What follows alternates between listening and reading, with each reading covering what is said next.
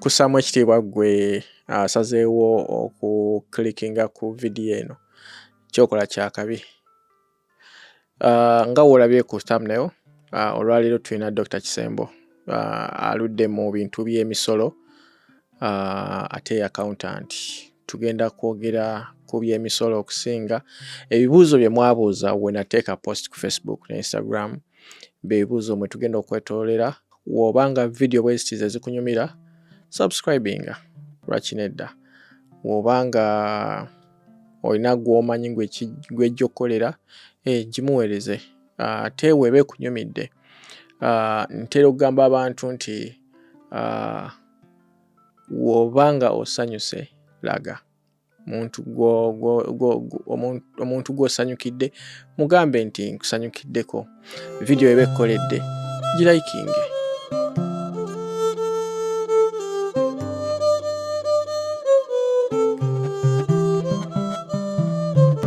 Nejja kulaba nti weeyirugaine ate bakulimbalimba naye n'okkiriza nti okekale munsinze mugati kuntwale.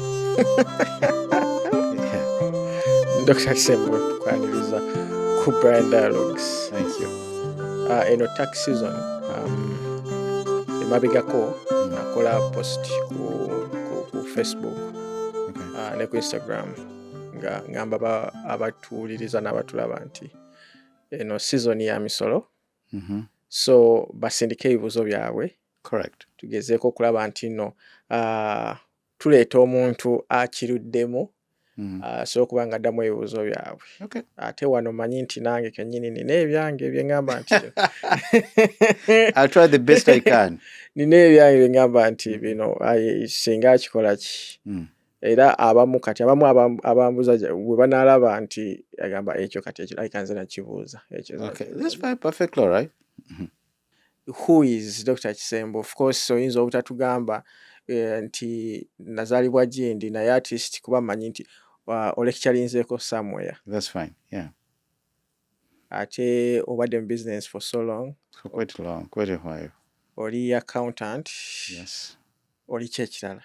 Kati ekyo ky'oba ombuulira. Nali musomesa. Okay. I value obusomesa so much. Kubanga I learned a lot when we were teaching lunch. You need a lot. You read and then you learn from students a lot. And okusomesa nti every time you need to learn. Every time kyolaba kyonna kirimu kyakuyiga. You never stop learning new things. For example, today I was talking to one gentleman. We're talking about bricks. Broker? No, bricks. Bricks is I can see as a gatawamu. That's right. Bricks, Brazil, Russia, India, China, South Africa, nendera ziza Iran. Iran, the Emirates in Saudi Arabia. Ezompia. And Egypt and Ethiopia. Ezompia those not original. Okay. Then we discuss a lot. What does it entail? How will it affect the new world order? How will it affect the dollar as a dominant currency? So I learned a lot of things from there. Ekyo engeri gye affectinga mu dollar. Kya affecting omuntu abeera ano mu US nga buli kimu transactions zikolera wano. Yeah, definitely. It will. How? Because now the dollar is a dominant currency over world reserve currency. The Federal Reserve can print any money as they want because they are supported by the world, by the world economy. For example, about 3 years ago, a country like Russia, which is an adversary for US, 50% of the economy controlled by the dollars. Now their currency is in terms of, but now they're 15%. In other words, the dollar, the BRICS is going to do until reducing the demand for the dollar. The higher the demand, the higher the price. Right. The lower the demand, the lower the price. Now, for example, recently, Saudi Arabia announcing any other country apart from US doesn't have to buy their oil in dollars. They're going to buy in dinar. In other words, now the demand for dollar. You can see like this. I was wondering that comparing the Uganda, the shilling, it would have depreciated a long time ago. Now it has been 3,600, 3,500, 700. Because the dollar is not too strong. I was also wondering, yeah, if they want to buy in Saudi Arabia, they can buy in any currency they want, but not necessarily in a dollar. The rich countries, they are 50% of population of the world. And the exception with Russia, where the population, the birth rate is low, is going down. China is going down, but now they're increasing. The rest of South Africa, Brazil, what have you as well. Balinya. Kaka, they account for 50% of the world population. They have a lot of future. Right. Now, these kids are going to be controlling. They're going to be controlling the demand. Apart from that, but they're trying to find out. Why in 1960s there, Nixon, you're convincing abantu ne bajja gold standard. Where gold standard meant that you can print the money backed by the value of the gold you have. Yes. No, you can't. Then we can print the money depending on the strength of your economy and the confidence the rest of the world they have in your economy. What does that mean? It means the developing country could not print so much money. And then that US, which is rich, and Western country, they could not. About printing anything, you can't say to print anything. But the value remained the same because there's a demand in the whole world. Ekyo nno, I think okulekera printing nga bakozesa gold standard kyanafuya ensi zino ezidevelopinga ezirina minerals kubanga kati then tebakyalina mugaso na minerals zaabwe baba bagenda zicontrolling. Yes, what I always tell my students at times, they happen to be Americans, but I tell them that you guys, it is an innovation which they made in the best interest of the developed countries, whereby you go somewhere and print a paper and paint it with colors, and you take it to Sierra Leone, you ask them for diamond, who has the value really? Is that person who has diamond, gold has the value. You don't have the value. You're only giving a piece of paper, which you say is backed by the strength and confidence they have in you. Interesting. Now, these currencies are here. They're going to develop. The BRICS are going to. I understand they're going to develop their own currency, which is backed by gold. Waliwo olugambo olukinti yafa ono musajja wa Libya, Gaddafi. He was starting the African World Bank almost, or develop IMF yaabwe. Backed, everything will be wagitanga dinar nainga backed by gold. Kakati, into any person buying things from African continent had to bring those backed by gold. Kyandibadde kizibu nnyo okutransactinga ne Africa. Why? US value yayo ebesse. Yeah. Ebesse. Exactly. Yes. Because look here. What one time when the pound sterling was dominant the whole world. That's when UK controlled the British Empire was controlling half of the world. Into British Empire, the sun does not set. Bwebanga setting alanda, China after the Second World War, when they had beaten the whole of Europe, they were replaced by the dollar. The empires come and go. In a long run, maybe 20 or 30, 50 years, the dollar will not be that strong. Crypto how? Crypto is crypto is a currency of which China control. That's the biggest problem. China a central bank. China is somewhere you can control it. It's like it's also backed by the demand. So we're yet to see the digital currency will work. But the picture even the dollars now, even they're more digital now. If they want to print money, they just press a button. And they don't go physically print the money. That is really backed up by the government. Every currency is backed by the government. No, crypto.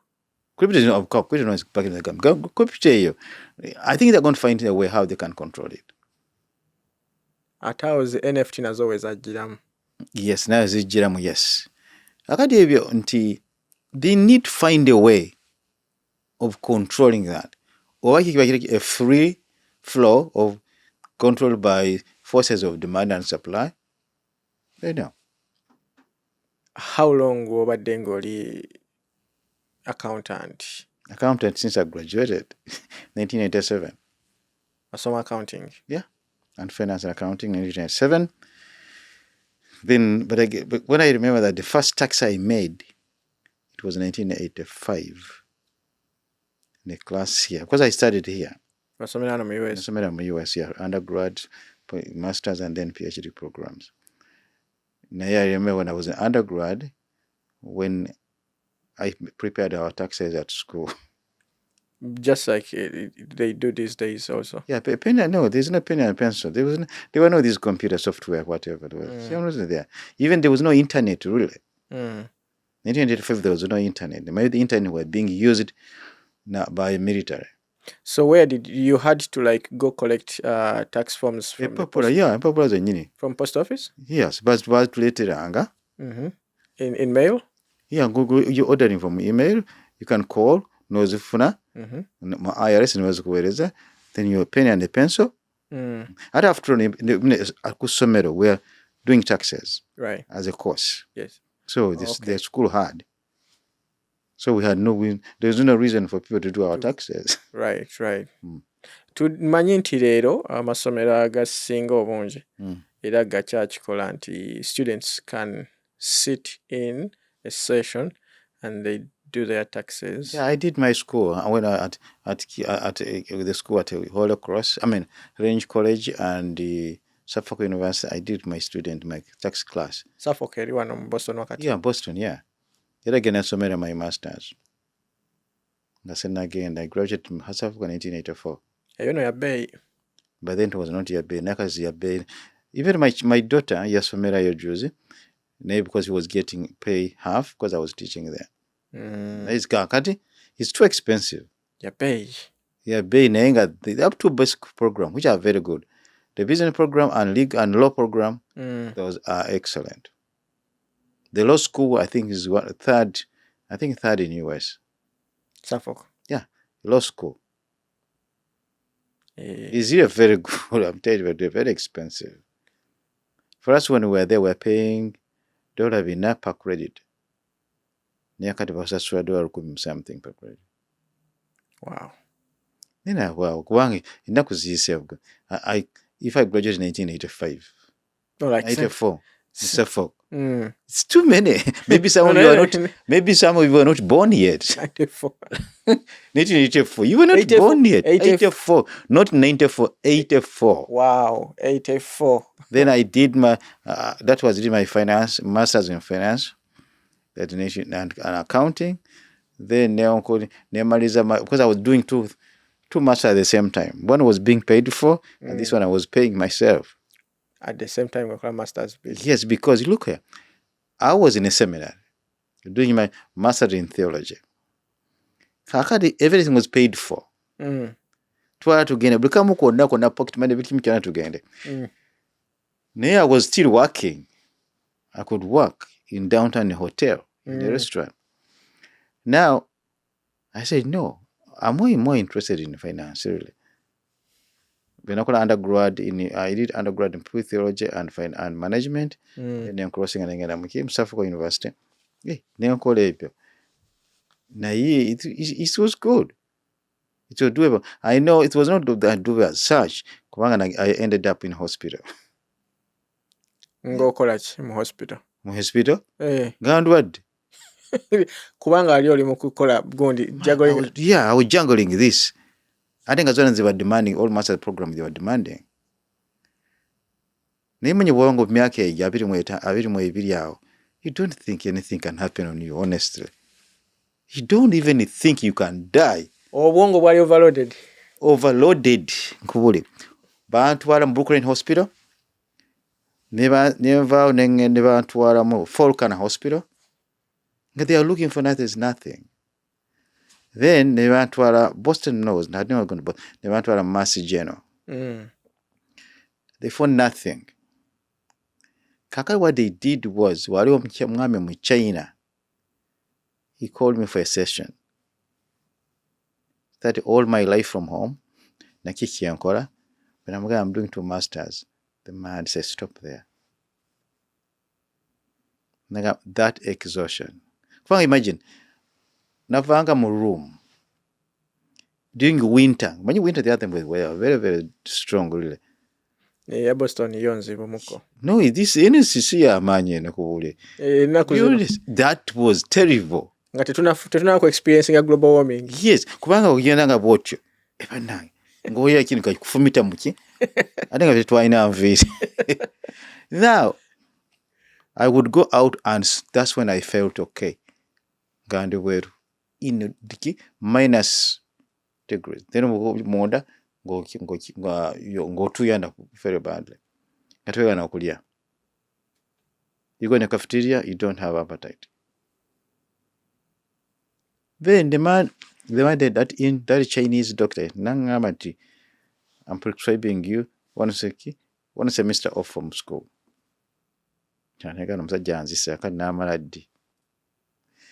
Then what I did, I took a semester off in the school, Holocross where I was being paid for. When I needed it, but I would go and study and suffer. Then for practicals, theological school by no practicals. Then I asked them, I'm going to Nairobi. For a seminar in Nairobi. Then they gave you a ticket and get to Nairobi and a stipend. No, you could a vacation. Because I'm a vacation, I think I got myself to know seminary. And I came very, very back to normal. Because not dagger nothing. That's why I like America. America, they cannot give any medication unless they know what's wrong. Amadagala go bagano gagaba. Ate ne baligabye. Baligaba mu dozi ntono. Dozi ntono, yes. Okanya gambo wa eddagala lino nga lye mumpadde okusinza ku weight yange nga terimala. Nga tebalyongerako. Pozo ogende Kampala nova na penicillin bi. Okay. So that's how it is. Well, and then I went back in 1887 without what we were told. Mu Kampala, mu Boston twali bantu batono nnyo bana bakato Kajubi and other abana ba Professor Mugenzi, Professor Kajubi. We're here, very, very few of us. Katia, soon after, as a gospel truth, when I'm graduating in December, Feb, I went back to Kampala. Then I started working. I worked with the church, the Orthodox Church. Then I worked with the UNDP. Then I worked with the USAID. Then I worked with the EU. In that case, and donor finance unit. EU, European Union. Yeah, European EU. But then it was European Union, I think, yeah. Bagitanga European Union, but no, it's a different name with Bagitanga. Our European community, like that. Then, net controlling Ascentio, and we are very few who came from here because by then, so then 2001, Obongo bwali bukwesala government wajje walirawo. Ngomuzenga government sikagana government. Tewagikolerako wadde. No. Nakolanga mu those international organization kubanga twali batono nnyo seriously. Twali nze Onego Bell nga avudde mu Utah then twayina betwayitanga Mr. Mane kiba musisi kiwanuka yali head of Pride Africa. And myself, I was heading Eckloff. Twali basatu era nga batuyita American boys. Kubanga 1987, imagine 1987 twatukyalina university emu. Makerere. And people were coming, donors were coming in to help after the war, but there were no people to work with. It was a good time, really. It's a good time because they were paying us very well. I confess on that. They were very, very paying us very well. No, America. No, I had finished. When the program was Zikoma. With Zikoma, then my dream was to do PhD again. I think omukyala Semwogere, kimuhira kyali, right? Mukyala Semwogere, he was in Makerere University, and the only person who could supervise PhD in finance. Nga tekimala nga okumulaba ssebo kyali kizibu. Then waliwo Professor Matov, who's now as a priest. It's going to be difficult. Nensala okudda eno okumaliriza kubanga I had done all the coursework. Then I needed all a supervisor. That's it. It was difficult. He was one person supervising so many people. And I thought one time, I got supervising my career. Once I saw Makerere, therefore I don't think he knows me. Okay. That's what I felt. It may be wrong, but that's what I felt. The rest of the years, in the US. That's the place I know. Nze nandisuubidde nti being nti ebisigadde bisomera mu US wanaalaba ng'oapplyinze akusupervising ajja kwanguwa. Kuba professor mwana ba professor. Professors are self-conceited people. Professor ababeera program eno. Self-conceited. I know, I'm a professor, I know. Omuntu asomedde Makerere. By that time, they knew they are the only people who know. I nafa asomedde eno. Nammwe mwali nga tumanyi tumanyi bano basoma ebitabo bikadde biki kwa modern tuki kwa ebitabo byakozesanga bit modern. The most current book. I think somehow like that. I don't blame them, and that's my brain was saying, you know what, you better go back to the US and get where you are used to. Emisolo waliwo abantu ba mirundi nga esatu abafayiringa. Ekibuuzo, omuntu atandika ddi okufayiringa emisolo? Emisolo olina kutandika depending on sente zoba ng'okoze. Bw'oba tokoze? Bw'oba nga tokoze, there's nothing you're going to file. IRS tolina gigamba mbusikoze? Ate lwaki okujjako kampuni zokka. Bw'oba nga olina company, then you have to file what we call a zero tax. Why people file abakoze sente ntono is simple like that. Kubanga kaka tuina standard deduction of exemption eri ku 13,390, I think. Eri ku 13,330. Kakati awo at that level you don't have to file. Ubanga tozisusiza. So tolina kufilinga. Era IRS will never convict you. Naye bw'ojja mu office yafu njaga ofiling. Why? Kubanga bw'obanga bakuggyako omusolo bw'obanga otandise bw'otyo ng'okola nga otandise okukola ng'oli mupya mu US nga wakatandika okukola anybody obanga wakatandika buli mwaka ogwo otandika okukola in that kubanga tugenda ku calendar year from January 1st n'okola bo batandikirawo okuggyako withholding omusolo gwa federal na state na guno gwaki gwa social security and Medicare. Social security Medicare is for you ng'okuze. Kakati yo sente ezo n'oba dola kenda baba bakuggyeko sente ezo which they should not. Kubanga tunatuki kubanga olina sente ezo 13,000 plus emisolo gyonna kiba exempted from tax. So kakati awo bw'ofairinga obusente obwo obwa state wa federal bateekwa bukuddiza era babukuddiza. That's why we should file. Sente bakuggyako withholding state and federal babukuddiza. Naye bw'otofairinga they don't care. Zijja kubeera mu government. Tebakunyega. Tebakunyega wowa. Kubanga you're not supposed to file. Okay. To breaking the law.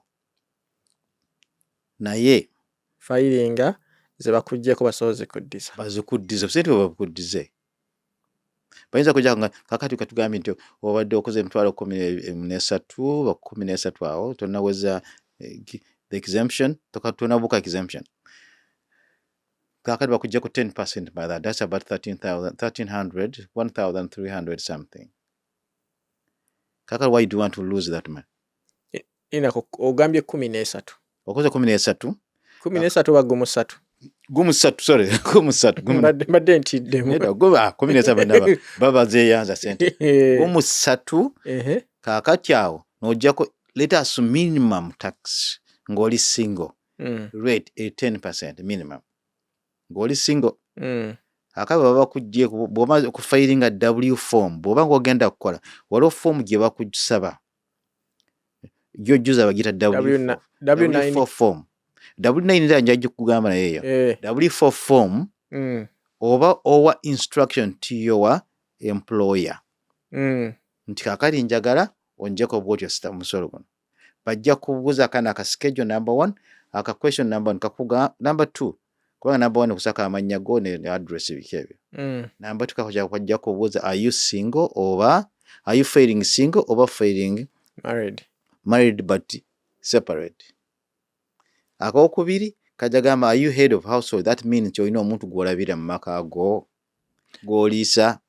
Head of household kyekitegeeza? Yes, nti olina omuntu yenna oba omwana gwobeera naye n'omulabira over 50%. Naye omuntu oyo talina kukusinga unless nga taatawo anko naye tayinza kukusinga myaka. Unless nga taatawo unless nga muzadde that's right nga muzadde. There's no question in it. Muzadde wabeera wonna balina. Kaakati ekirala nti married filing jointly. Nti ofailinga na mukyalawo kakati ennaku zino muyita pattern. America weetuuse nzibu era Katonda simanyi bw'anajja n'agikolako. Serious I believe nti Katonda bw'ajja kakati ayinza nze ajja oba naaba nfudde ndowooza naye it's really bad. Kakati awo no filing. There is another one filing nti oba spouse oba nedda widow wafiirwa kati widow yafa mu mwaka guno kakati mu mwaka ogwo olina kufailinga as a widow. Oba bw'obanga olina omwana asigaddewo next year naye oyinza kufailinga widow. Okay. Nenga those are not very common. Common eziri single or filing separate, joint filing separate, married filing separate. Eyokubiri yeno head of household, eyokusatu yeno yaki ya married filing jointly. Nenga married filing joint is the most lucrative. Kati wane kibuuzo kye kino. Yes. Oleteddemu head of household. Does it, let's say omwami n'omukyala mwina abaana ani head of household? Awo tewali head of household, you are married filing jointly. Kakali waliwo problem ngankubulira. Ale kati akakagundi bakabuuza ne bagamba noteekawo married filing jointly and then they again ask are you head of household? Tebakibuuza as head of household. Bakubuuza nti either filing as a head of household oba single filing separate oba married filing separate oba jointly. Kakati waliwo problem yimanyi gyoyakubuuza. Waliwo abantu ababeera tuli mu the same address one nenga tulina abaana. Kakati yagala kufuna oli omwami akoze sente nnyingi omukyala akoze sente nnyingi. Kakati onaga nti bwe nafailinga nkoze sente ntono n'abaana bajja kumpa child credit. ate bampe ne child and credit. Kakati and credit ye neyongera and additional kubanga okoze sente ntono bakuwa child credit, then and income credit kubanga okoze sente ntono, and bakuwa additional child credit. Njawulo kyawo. Kakati and credit is available afuna and credit y'omwana kasita omwana 2,000 until bwe banayise etteeka eddala kubanga ligenze balisindise mu Senate. Bagenda lyongeza zikendeza. Bajja kuzongeza abaavu. Low income group. Kakati then ezo everybody bamuwa. Ekireta Trump yakikyusa bambi naye kubadde temumwagala naye yakikyusa. Naga nti everybody bamuwe. Kakati ne basaako and income credit yeyo bagiwa anybody who is poor or low income. Let me use the word low income. Low income kubanga it depends how many abana boyina. Then you can kuyinza kula emitwalo 4 naye nga oli single naye not low income. Oyinza ku emitwalo 6 no abana naye nga bakusa mu low income. Kakati additional credit era ku muyeba balaba nti definitely you need an additional money ku lw'omwana. Kubanga you are low income naye oli bubi nnyo.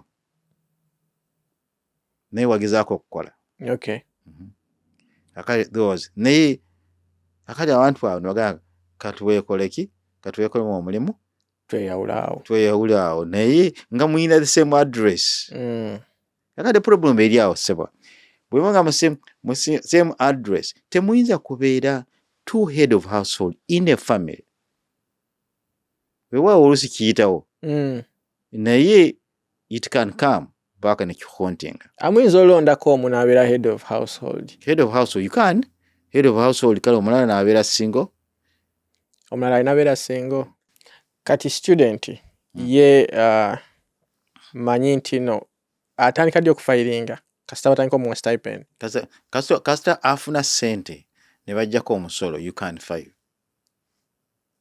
Kasita mweza ebeera kyeyo ebeera form kyeyo gye bamuweza at the end of the year. And then obanga ng'afunye sente W2 form oba 1099 kisinzira kiki mwategeragana mu gyokola. Okay. Kaka 1099 technically tebakujjako omusolo. Naye bakyusizaamu now ya 1099 bayinza kujjako omusolo gwa state no gwa federal if you ask them. Mu 1099? Yes. Bakyusaamu last year. Kubanga abantu beemulugunya nkukolera sebo ompa time nje ne nkukolera nompa schedule. Naye at the end nompa 1099 kitegeeza ki nze neesasulira omusolo gwange. Naye bageze gye still kubanga 1099 eyo W2 form bw'ogifuna baba bakugiddeko omusolo ne bakusasulirako half ya social security and half ya medicare. Akati bw'okoza 1099 n'obagamba munjeko omusolo bajja kujja gwa state gwa federal gwokka. Tebagenda kusasulira medicare ne social security. Akati gofiirwa. So mugezi bazimuwe zonna yabyesasulire. If you can naye nga kizibu ekintu ekyo okola quarterly kubanga olina kukola quarterly submission of estimated taxes. We can do that for you gwena oyona osasula. Naye kizibu nange kakama kwogera naye kinzibulira nnyo. Kizibu kati akujjeeko olina kujja katonotono aba asinze. Ogenze n'ayogera ku social security. Omuntu manyi nti waliwo ebbanga omuntu ly'alina okukola. Yes. Accumulating points. Points zino bazibala batya? Kakale buli bw'okola 1,400 eba point yemu. Sorry. Buli bw'okola 1,400 ziba point 4. Minimum zolina kukola 1,400. Ezo 1,400 zofuna mu income oba zosasula mu? Nedda zofunye mu income. Njala kumeka sure ekintu kitaganya so many people. Minimum as of the present law 1,400 ofuna mu credit bakuwa credit 4. kakati z'ofunye bwanga nkoledde wano ssebo nompa 14 that's a minimum mba nfunye credit points zange 4 kakati until nkola emyaka 10 noba okola emitwalo 10 one year era bajja kutolako 14 bajja kuwa 4 points. Okay, so maximum point is 4 is points 4 points or more. 4 points ate minimum ku earning ezo 14. So until wakola emyaka 10 kitegeeza weetaaga 40 points. 100% sebwebanya 40%.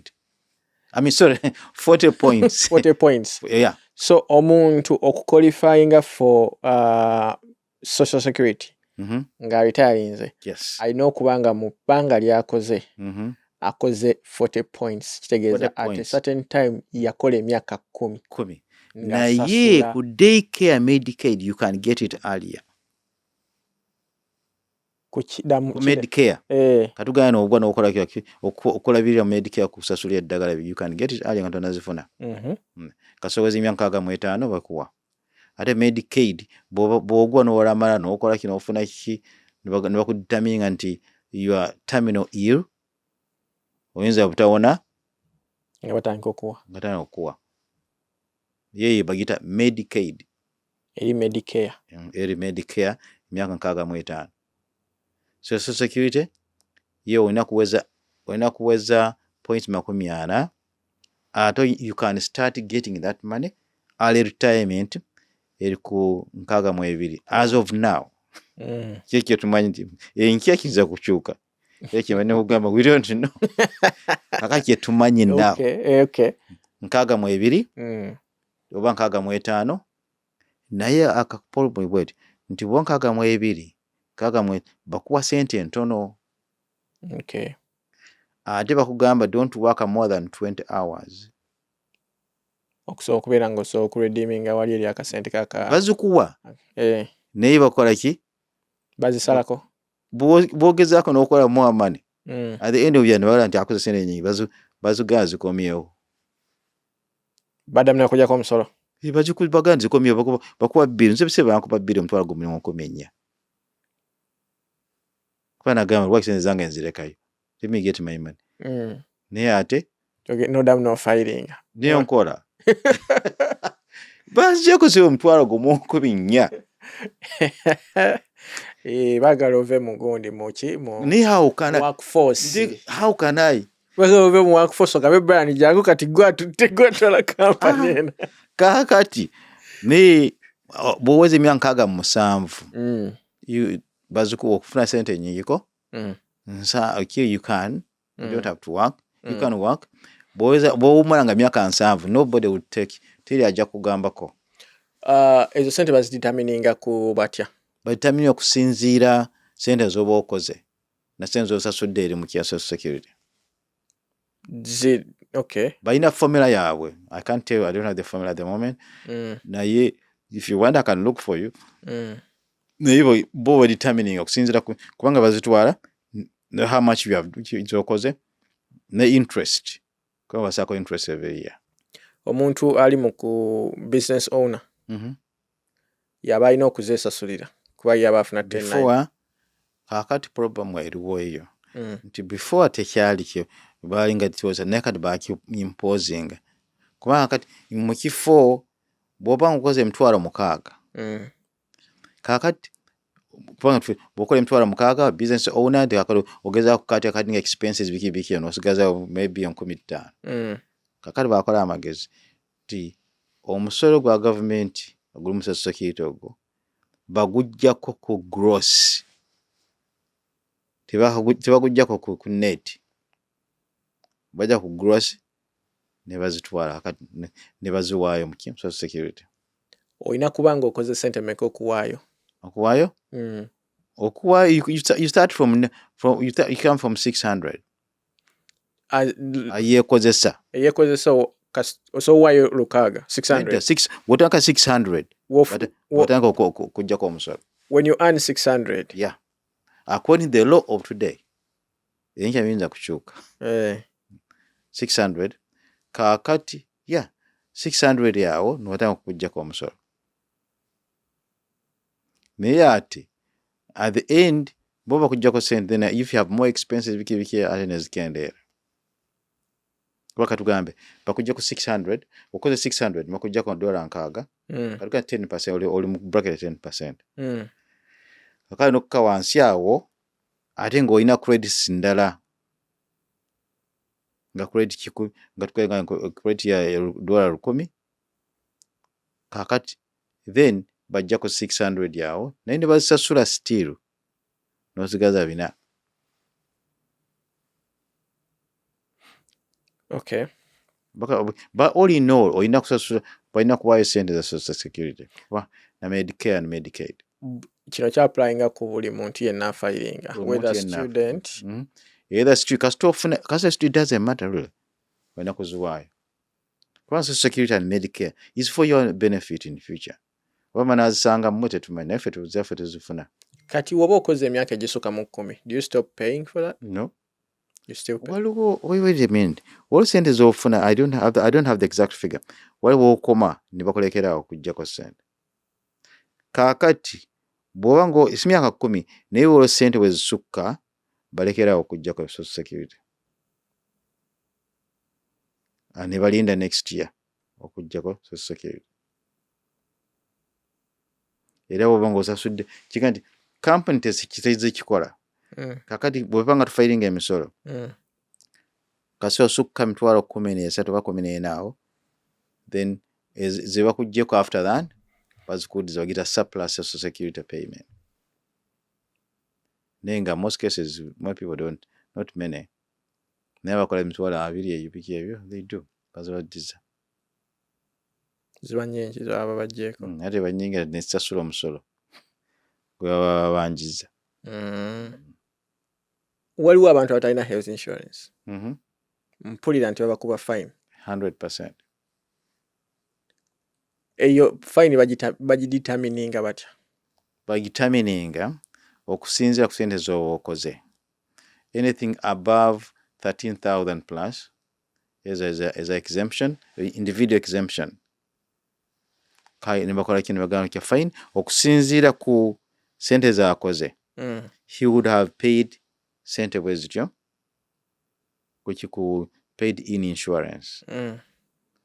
Kakati but he paid here or he never paid. Ne bakuba penalty eyo n'okisasula.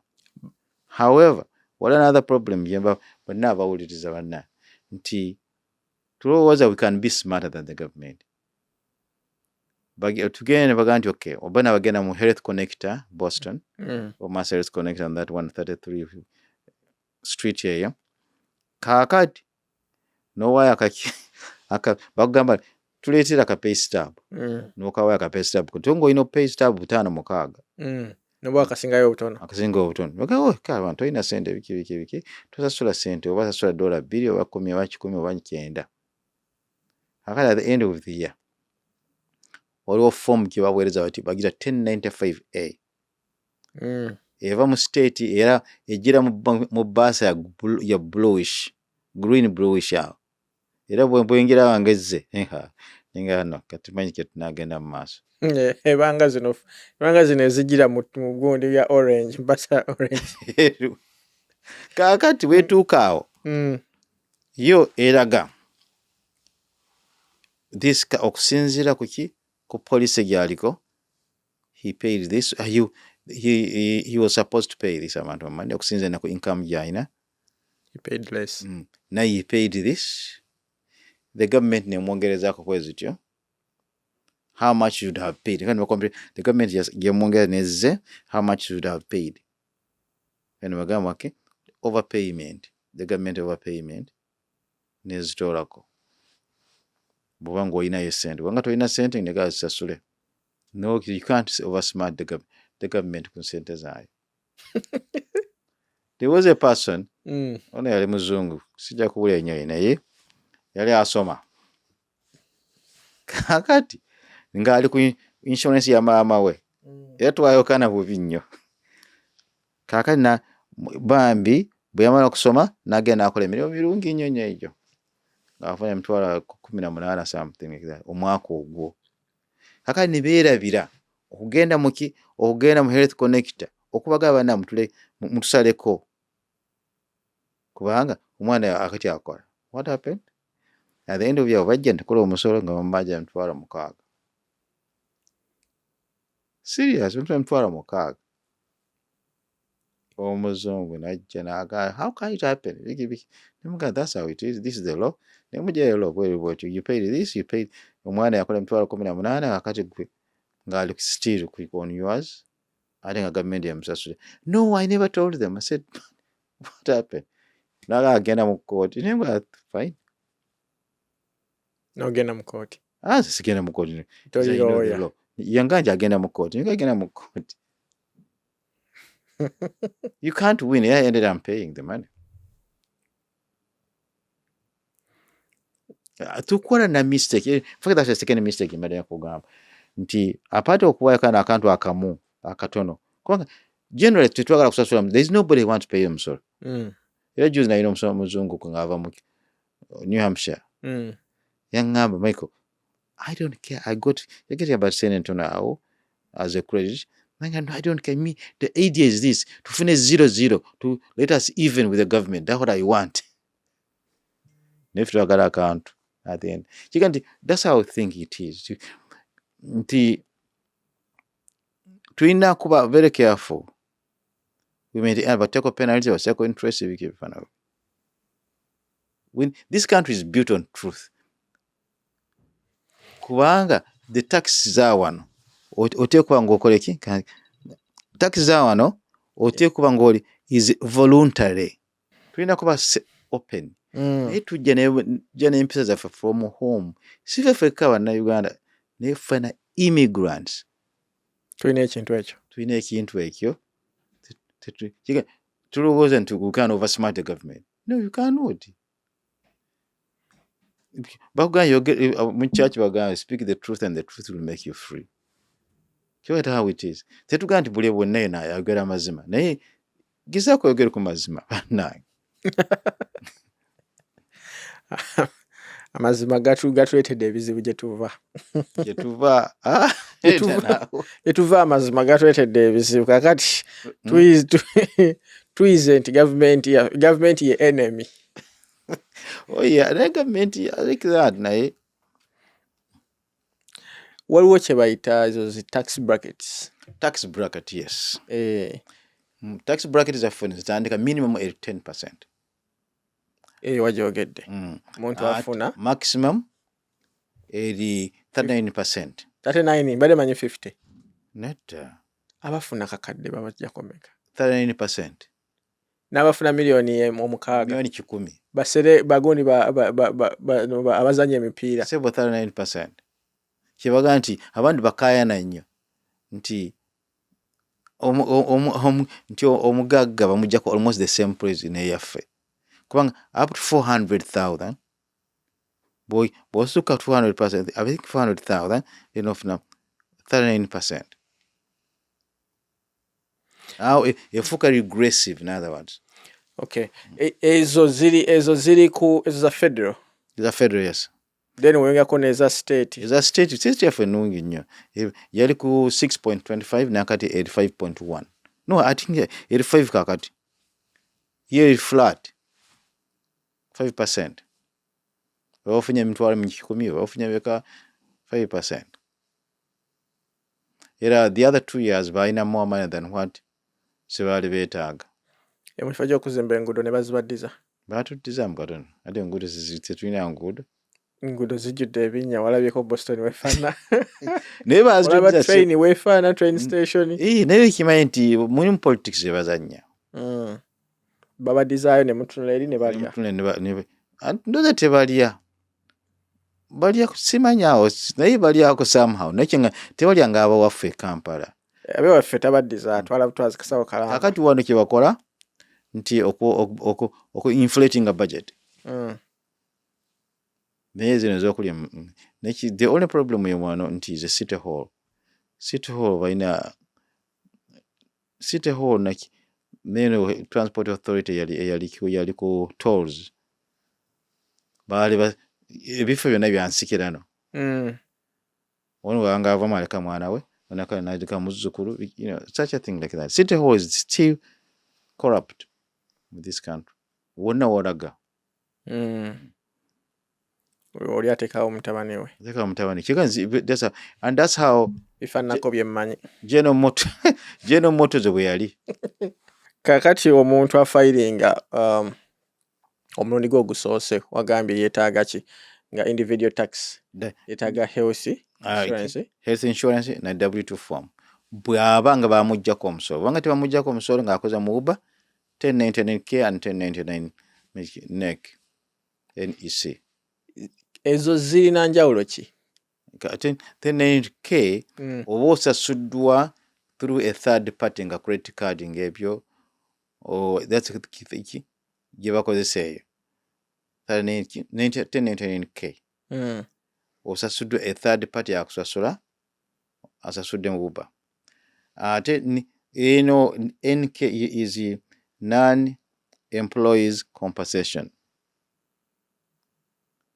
Bwenje nenkolera bwentyo kakati gwe tokozesa a third party oba credit card oba Samuel kunsasula naye gunsasula sente zo akati naye nga tonzijeko omusolo akali gye bayita non-employment compensation ompompa naye siri mukozi wo. Ezo zirina sente za njawulo oba zonna ziraga totals ezimu? No, zirina they are separate. Okumanya omuntu z'aba akoze aba alina okugatta ezo. Kaakati bw'oba ngukoze mu Uber olina kuzigatta kuba mu Uber waliwo sente ne bakuwa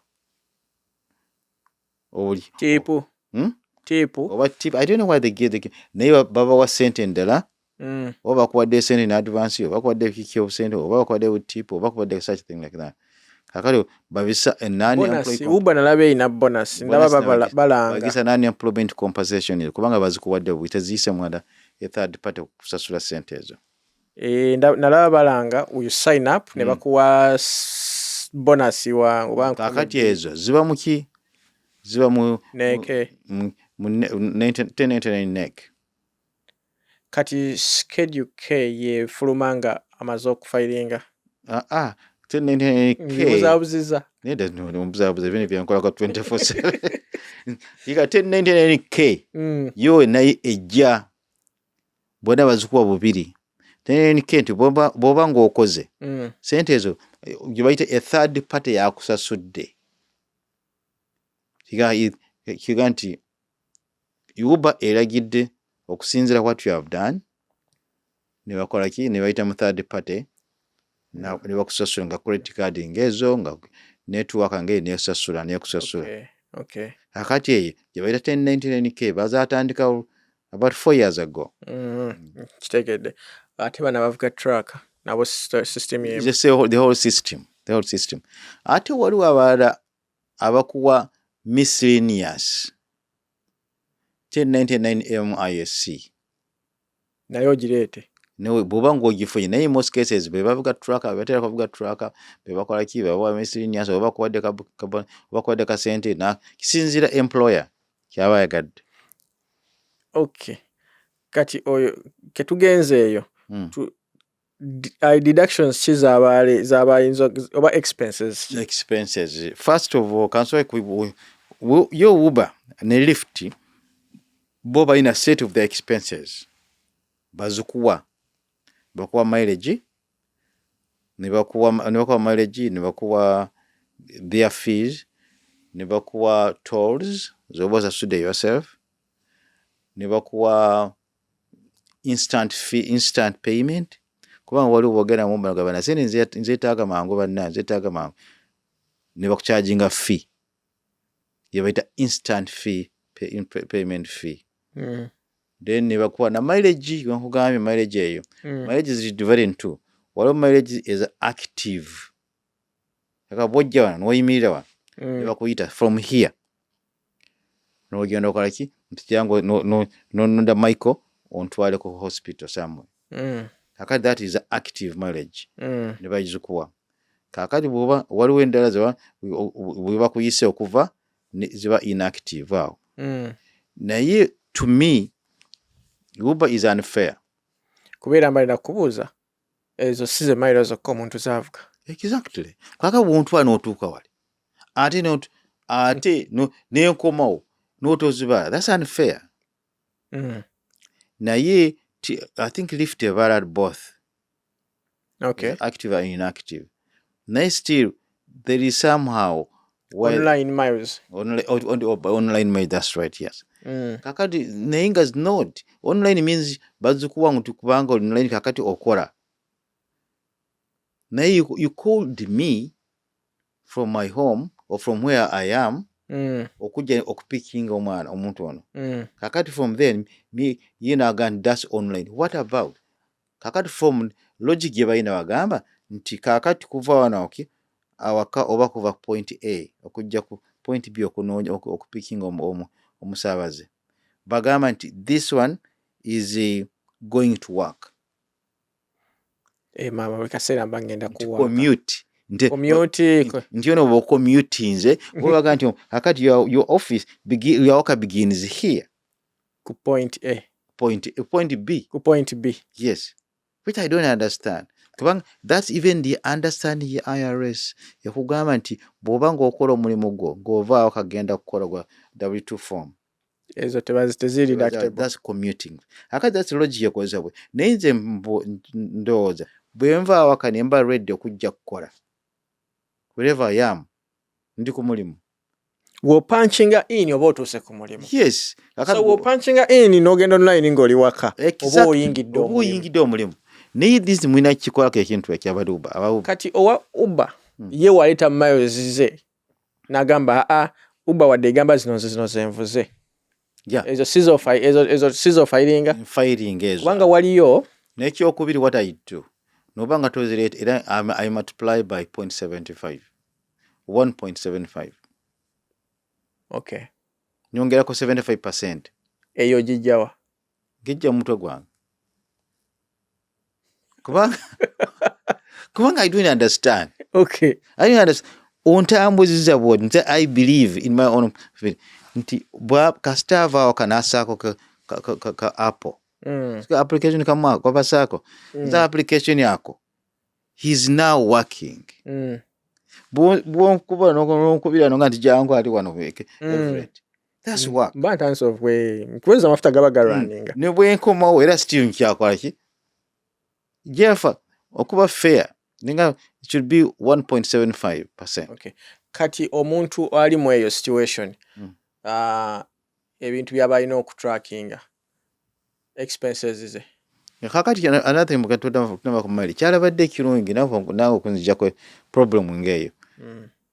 Okuba ka tracking a mileage kasita over nosaka ka Apple ka application yako then waliwo kana kuuma I think they are home of tracking a mileage in these days. Yeah, mwebuli bungi mulimu ne app ezi tracking a mileage. Yeah, do that. Niyo tuwerabira. Nange ngikozesa mu bifaananyi bwe ngenda kwa client. Oh, sure?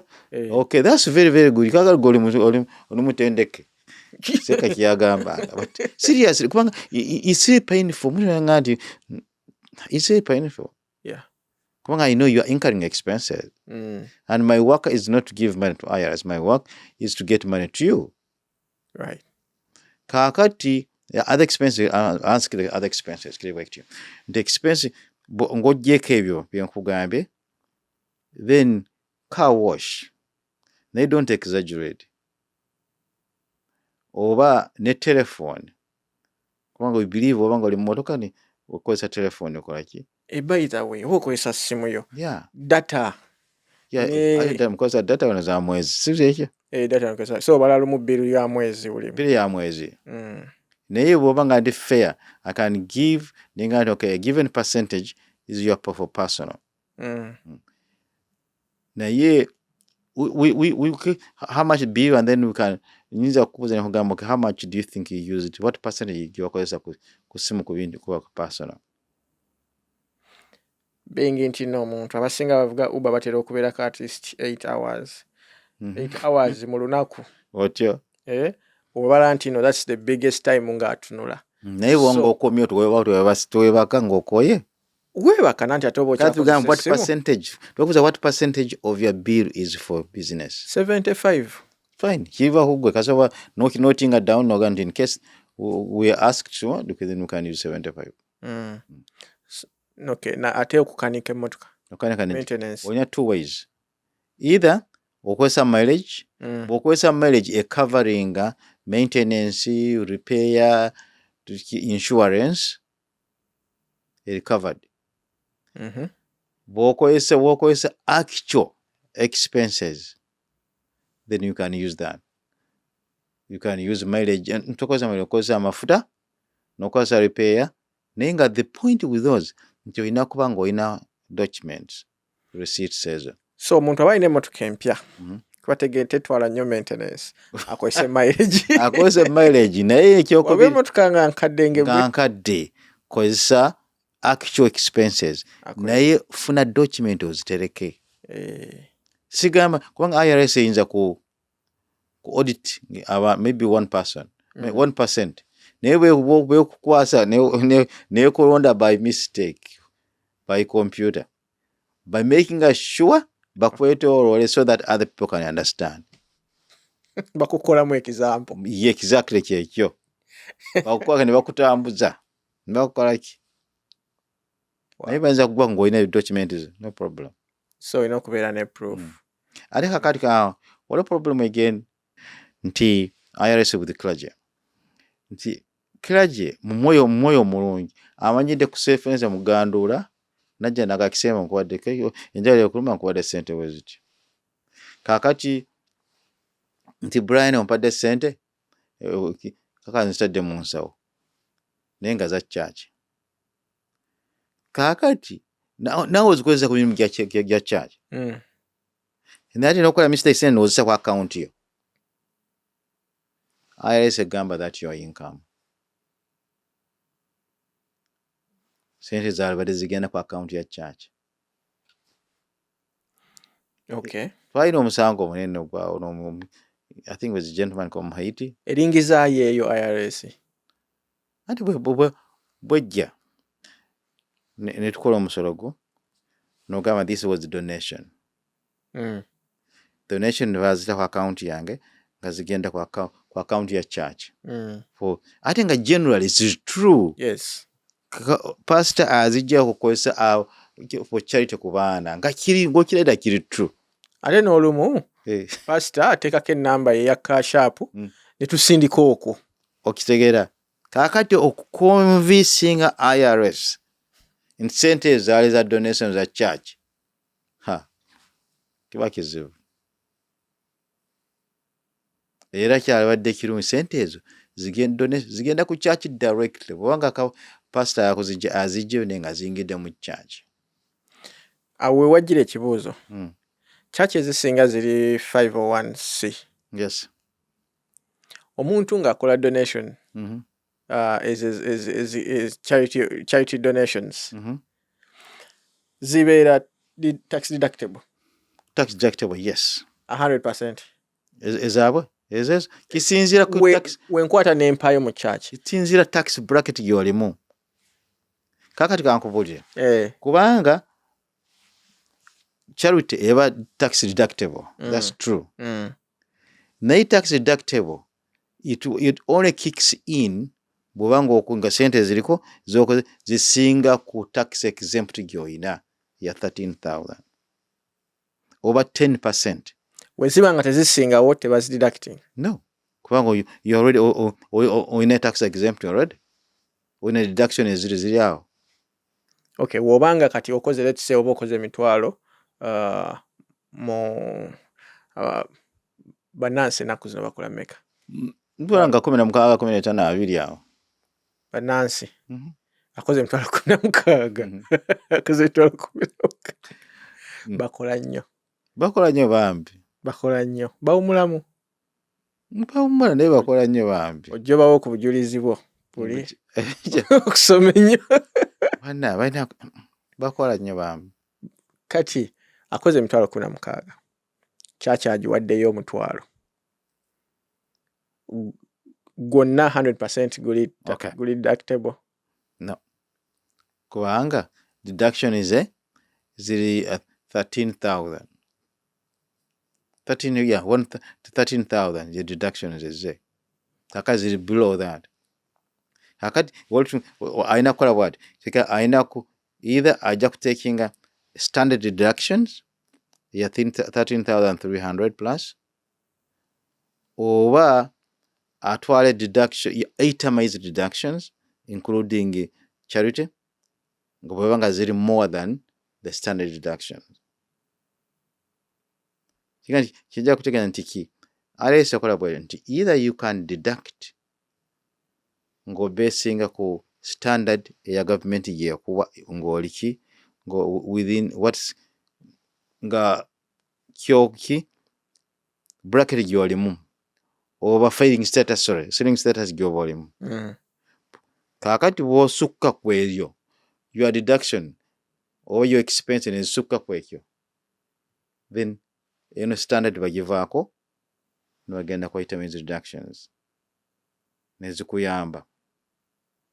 Katugamba owaddeyo omutwalo gumu ate olina ennyumba nayo osasudde omutwalo gumu 200 mu mortgage interest ne tax, then that's okay.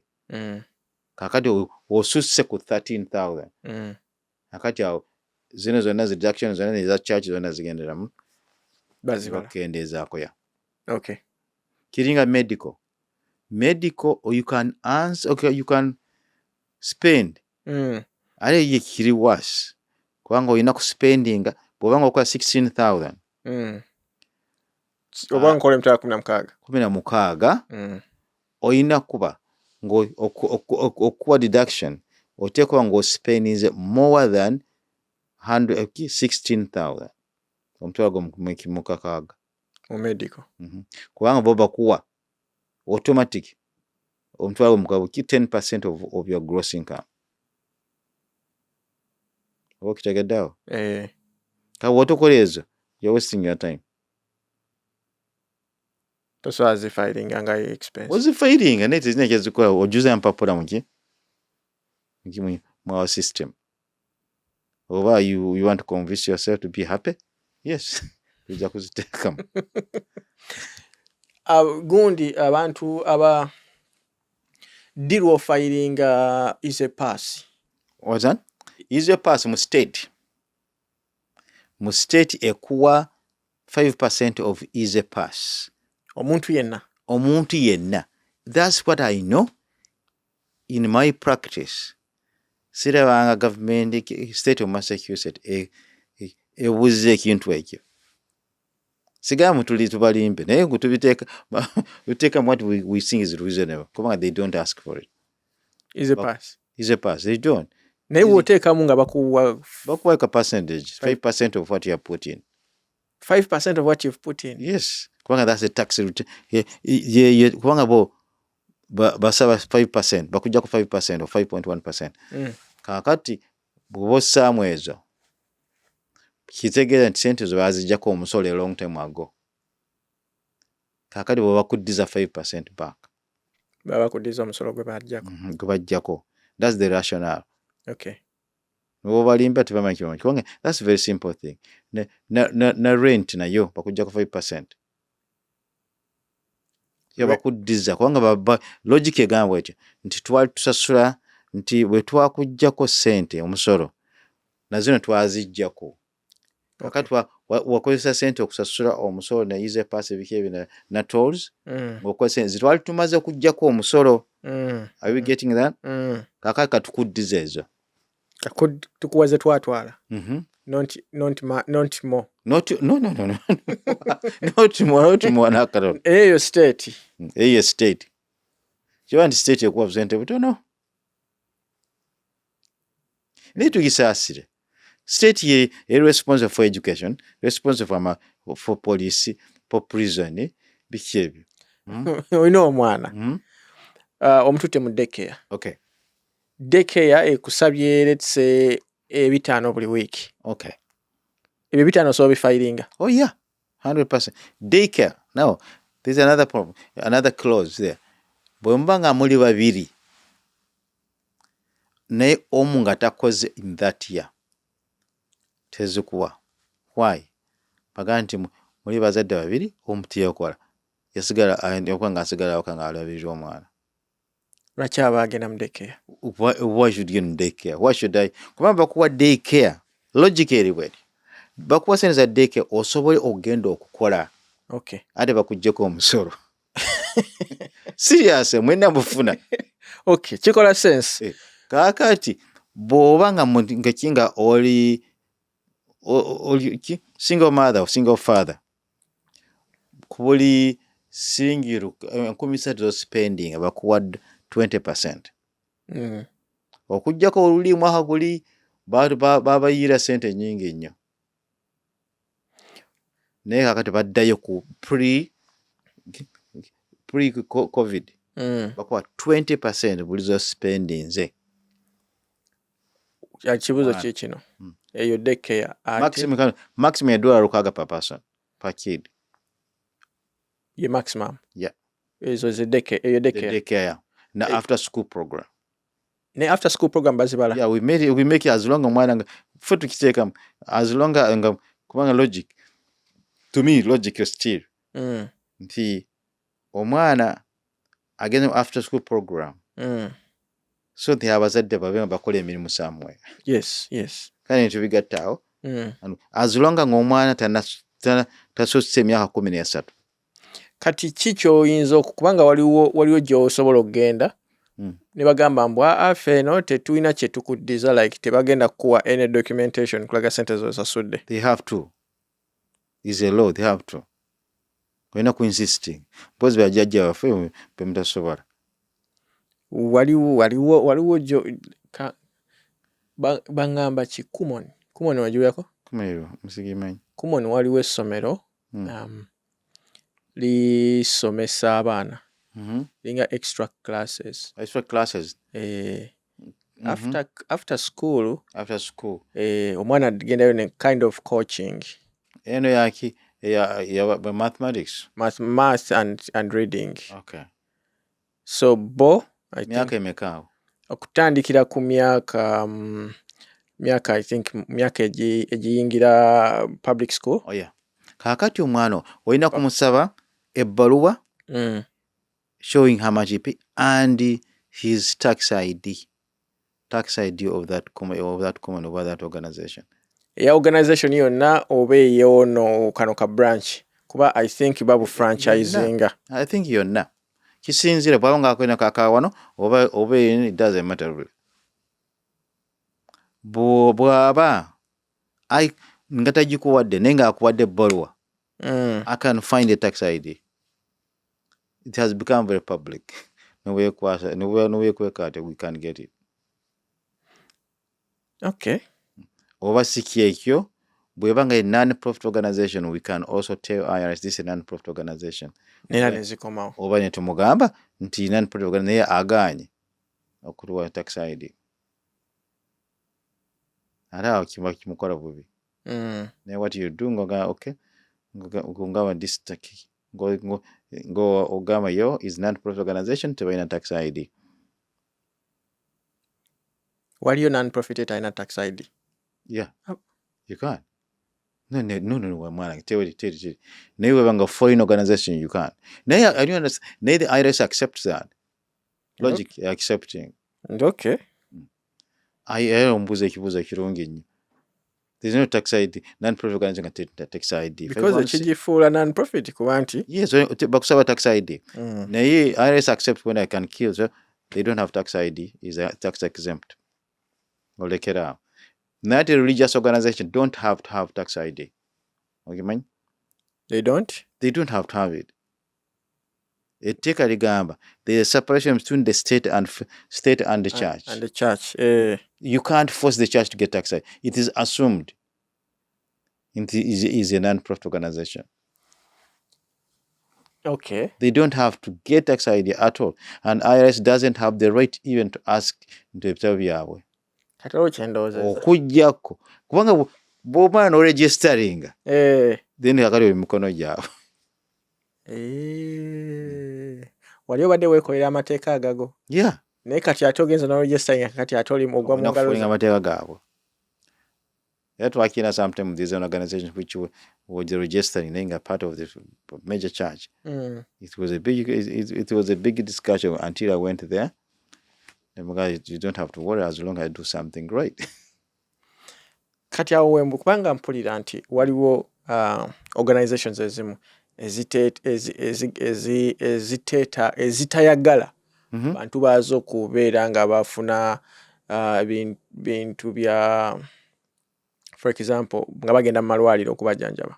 Abamalaki kati oyo nga eddiini ye terimukkiriza kugenda mu ddwaliro mujjanjaba nga alina kukozesa let's eddagala oba lya kinansi oba nga balina musabira naawo ekintu bwekyo. Kitegeeza insurance tagyetaaga kubanga there is a clause within IRS, within the government, that if your religion, if your belief does not accept that, kakali bwonkiteekamu then olina kumbulira nti oba malaki oba yaki okiteekamu. Kati awo omuntu atalina insurance guno omwaka asobola okugamba church nega waayi soko bagambe baneeno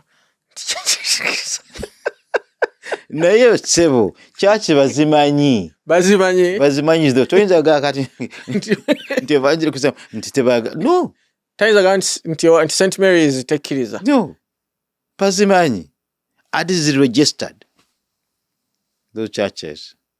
Imagine kusoma ka constitution akaki nibadde nkaleza kaki constitution akaki which was passed by Congress in 1913 yakugamba aina right to impose and collect taxes on any sources for any person living in the states. Ate ekyokubiri nti you are supposed to shoulder the burden of running the government according to what you can manage. Kaka the only thing you can argue not pay taxes okugamba nti sisobola.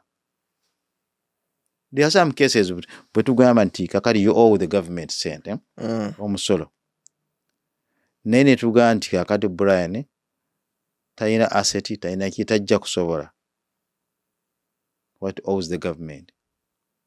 Ne tukola argument ne bakola investigation ne bakusonyiwa sente zonna. The government is not bad, bannange. Yeah, Bryn the people become IRS kujja kukwatamu eteekuba nga ekuwandiikidde notice eziwera 3-4 anti kati labayo nze emyaka gye nnina otyo emyaka ebitundutundu 8 by'omusolo nedda mbimaze nga mbeera mu gavumenti gye njogamba nti no teringa eno otyo kati eno ndi mu kutegeera ntegeere kati ongamba nti simbi endaga nze ntegeerera kuki kubanga gavumenti gye nsinga okumanya sijja kugamba nti yeetuukiridde so kati ndi mu kutegeera butegeezi kyensonga ki ndi mu kwebuuza ng'otambula e Kampala wali n'ogweki Kampala road what happens?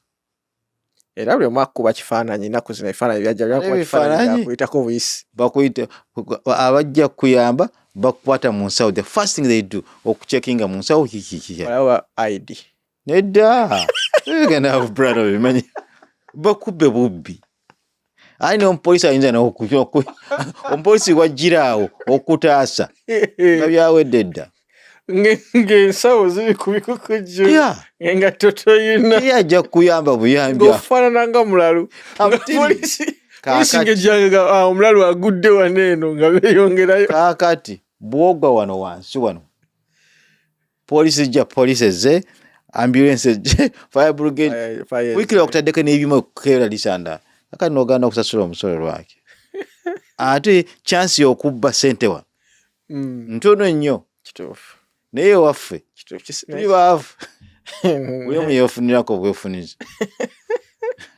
gwe kakati sooka omuli omwana ovuta gwe Makerere n'ova e Makerere nze nkoledde emyaka 6 kakati gwe oyagala twenkane n'oba ng'olina ennyumba zonna ozima mansion how ozijjawa era bino genda nobba exactly naye kaba naazibba wakati baba babasibye tebakyabawa ssente. I'm telling you, it's tough.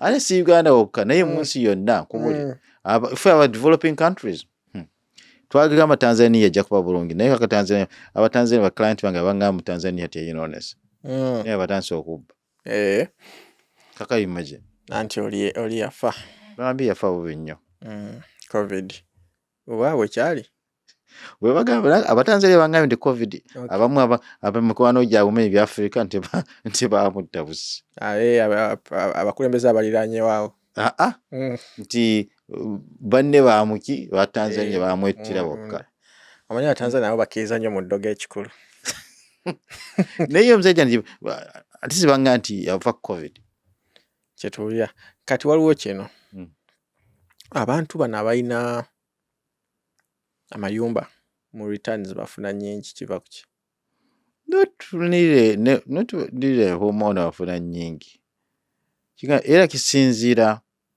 deductions oyina interest rate bagibalanga mortgage interest years were deductible up yes na taxes osasudde up 10,000 era tax deductible okujja ku insurance ate ekyokubiri nti bw'oba ng'olina ennyumba nga ng'ogipangisa nga yiyo ng'ogipangisa omuntu mulala akati awo ofuna mowa why kubanga interest mortgage interest deductible insurance deductible then taxes deductible repairs deductible then ekirala kyonna expenses kyonna kyo incurrings awo kakati ekyako binoga nti ennyumba eno ngifunye y'emyaka 3 kakati bweba nga ngifunye nga njiguze emitwalo 3 example buli mwaka bajja kusaako depreciation emitwalo bajja kujjako depreciation ayo expenses depreciation means that you allocate the expense the cost of that house over the period of the life of the house kakati ndati emitwalo 3 the myaka 3 kibabalira wano ne mtwala 27 and a half naye nga twala mtwala 3 I mean myaka 3 akati ezo every year ziri deductible kakati this time ojja kufuna sente ezo nga bwola expenses naye tell me this bwogenda gitunda okubanga oba okoze profit bamutaxinga kati depreciation yokka emitwalo 3 emitwalo 10 after 15 years emitwalo 10 ate gye tuyita depreciation recapture ne bagikomyawo as an income kakati ne bagitaxing at 25%. You tell me that 25% ne bazijja kuki ku capital gain bwongo kintu ku loss well and good ngatone kyofunyemu ne katuga nti ofunyemu emitwalo 3 bajja capital gain 25% of that emitwalo 3 as a yofunye capital gain 25% y'emitwalo 7 n'ekitundu these people are very smart here you are saving nofuna profit buli mwaka ne bakwongeramu akajja ogitunda olabe nze kati I have a house, a 3 family house era ngitya gitunda mutering kubanga kati erimu almost profit ya about 90,000 kaka njikoleki 900,000 njikoleki I fear since akola emisolo naye fear gitunda kakadi ekiri wabbali kubanga sente obadde okalyako mpola buli mwaka kati ekiseera ogitundira okazeeyo konna wamu bannange ensi eno nzibu naye ate bweba nga nnyumba ya buyonjo yabonje means nti ennyumba gyoguze one single family kubanga tolina kyofunako tebajjako depreciation yeno tebajjako expenses kiki naye bakwalawinga every year okujjako expense kya mortgage interest ne tax return nakino n'omusolo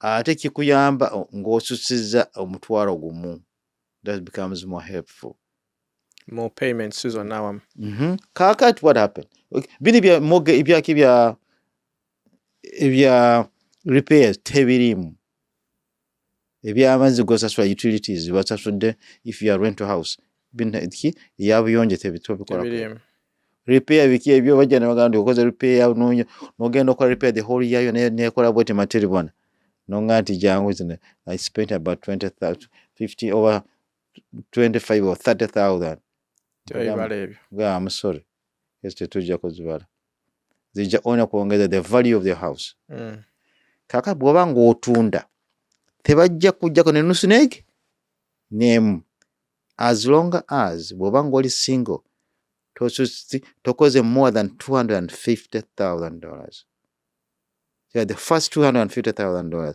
but teziriko musolo awo ofunira naye ate oteeka kuba ng'omaze emyaka minimum emyaka 2 ng'olina ennyumba eyo minimum. So si bino ebyokufulipinga n'ogula n'ofulipinga yani eba business oba oli mutunda mayamawo ayinawo namaya bokola bwe flipping nowefula mortgage professional oteeka kuba ng'okoze every year okoze more than 700 hours ng'okola ku nnyumba eyo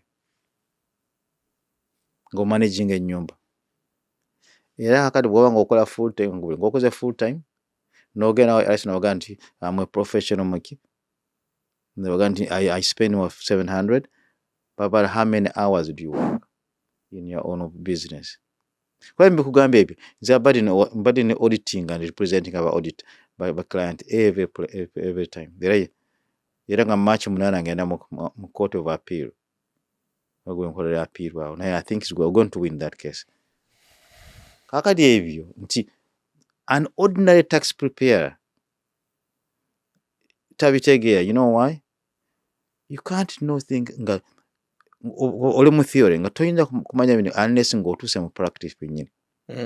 Waliwo IRS yaŋŋamba nti you can't be a pure tax professional nga tonnagenda mu courts. Kuba kibagamba experience teaches a fool. Buli bwogenda mu court, bwogenda mu appeal, oyiga kipya. Seriously, oyiga kipya. Okay. We don't know these things all the time. Okay.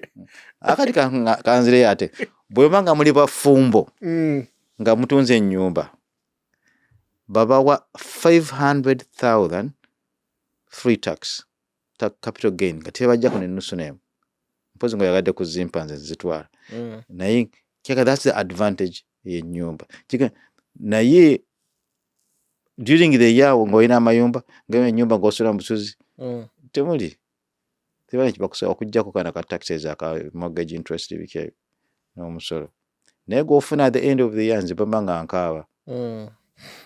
Kati omuntu alitalinze akoma ddi okusasula emisolo? Kusasula emisolo? As long as you get the money. Ate okoma ddi. So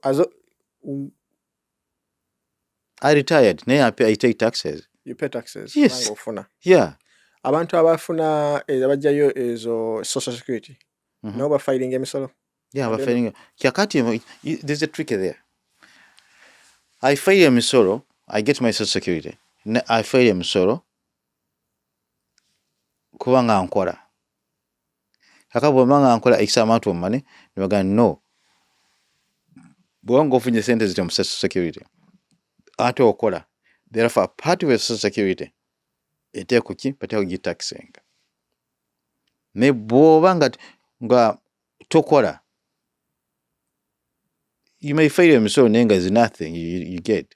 Okujjako bw'oba nga babagamba nti bakujjako emisolo withholding, then you can. Okay. Naye to me is more advantageous okufiling emisolo. Twogere ku bantu abali mu outside US. Nga ngenda gamba nti ne ba green card holders nabo bataxinga. Nga ali bweru wa US. Let me tell you, the law of US egamba you must file taxes wherever you are. Bw'oba ng'oli US person, they are very careful. Tebagamba US citizen, baga US person. Oyina ku declare any income yofuna wherever n'oba ogifuna ku mwezi. You need to declare that and file taxes. kubanga bwanga omuntu nti US person, you are supposed to show that the running of the state according to your ability. Tuyinza gerekera Kisembo kubanga ali mu America. Niwe mu Kampala olina kufilinga misolo. Kati gwenga wavadda waneno webeera Kampala full time. Nabeera Kampala, never ono nembeera Kampala for 12 years. Now I was not a US citizen and I was not a US person. Nali muna Uganda, I had nothing to do with US. Okujjako bwe najja wano baŋŋamba nti I had not paid my taxes. Na filing omusolo nenzirayo. I was supposed to file. Yana sanga ndi mu court. Nego n'ogwangula kuba mwangu batoli mukola. No, negwangu in such a way. The law says nti you need to communicate to the taxpayer. Bagita effective communication. Yena bagamba you did not effectively communicate to me. I would have paid. Nangamba nti we last communicated your last address. Nemaga which address? Kuba nasanga kusomero. Nanga kusomero ngati yes. That was not my address. It was not permanent address. Najja wano as a student. I put my address in immigration. Office. Mbeera Kampala. Mbeera Kampala na 3970 nenjibawa. Pure box 3970 Kampala. Did you communicate there? No, it did not effectively communicate. Nebagusazamu bale wansa $1 kakaaga. Here you have to know. You have to have the knowledge. Nali nkyali sharp nali akamaliza my PhD. Nga bakuguddeko olwo. Bangudde ngenda kugula ennyumba. Bankwasizza. Ne mbagamba no mbasaasidde busaasi sijja kuzibawo. Kati omuntu ali bano kasita oba mutu US kasita obeera green card holder, you are a US person. Bano baali eni bo tebabala. US. US person. US person, green card holder is US person. Okay. Kubanga imagine if anything happens in Kampala or Congo, the first person gwebatwala one is the citizen or bwokubiri wa ya an asylum asylee kuba naita abatayina wokusatu ye green card holder. Asylee asinga yes. Card holder kubanga ali mikono yani ali under the protection of US government. Era aba bwe bamuleka aba violating the UN charter. UN yinza n'okubabuuza omuntu wafaaluwa. Okay. Awo kindetera okubuuza. Omuntu asasula emisolo nga ali mu process ya mpapula. Kimuyambirawa? Very much. Kimuyamba kubanga katuga nti let us say nti oli illegal. Menga owaayo empapula zo. Akati there are two things they look at. Nti you are illegal, yes. Naye you are not cheating the country. You are working, you are abiding by the rules, and you are helping to run the country. You are a good citizen, really. Nonga toina papula. No, you are a good citizen. You are civil. You are following your civic duties. Ebyo kati gwe ebyo biraba ne immigration ebyo tebyagala. Ebiraba bulungi nnyo ssebo. Bakutwala wa judge, he does. But anti wotukire wa judge nga immigration rejecting the application here. And you're a judge. You can appeal to the judge. Many people get them through the judge. You know, immigration rejecting. Net.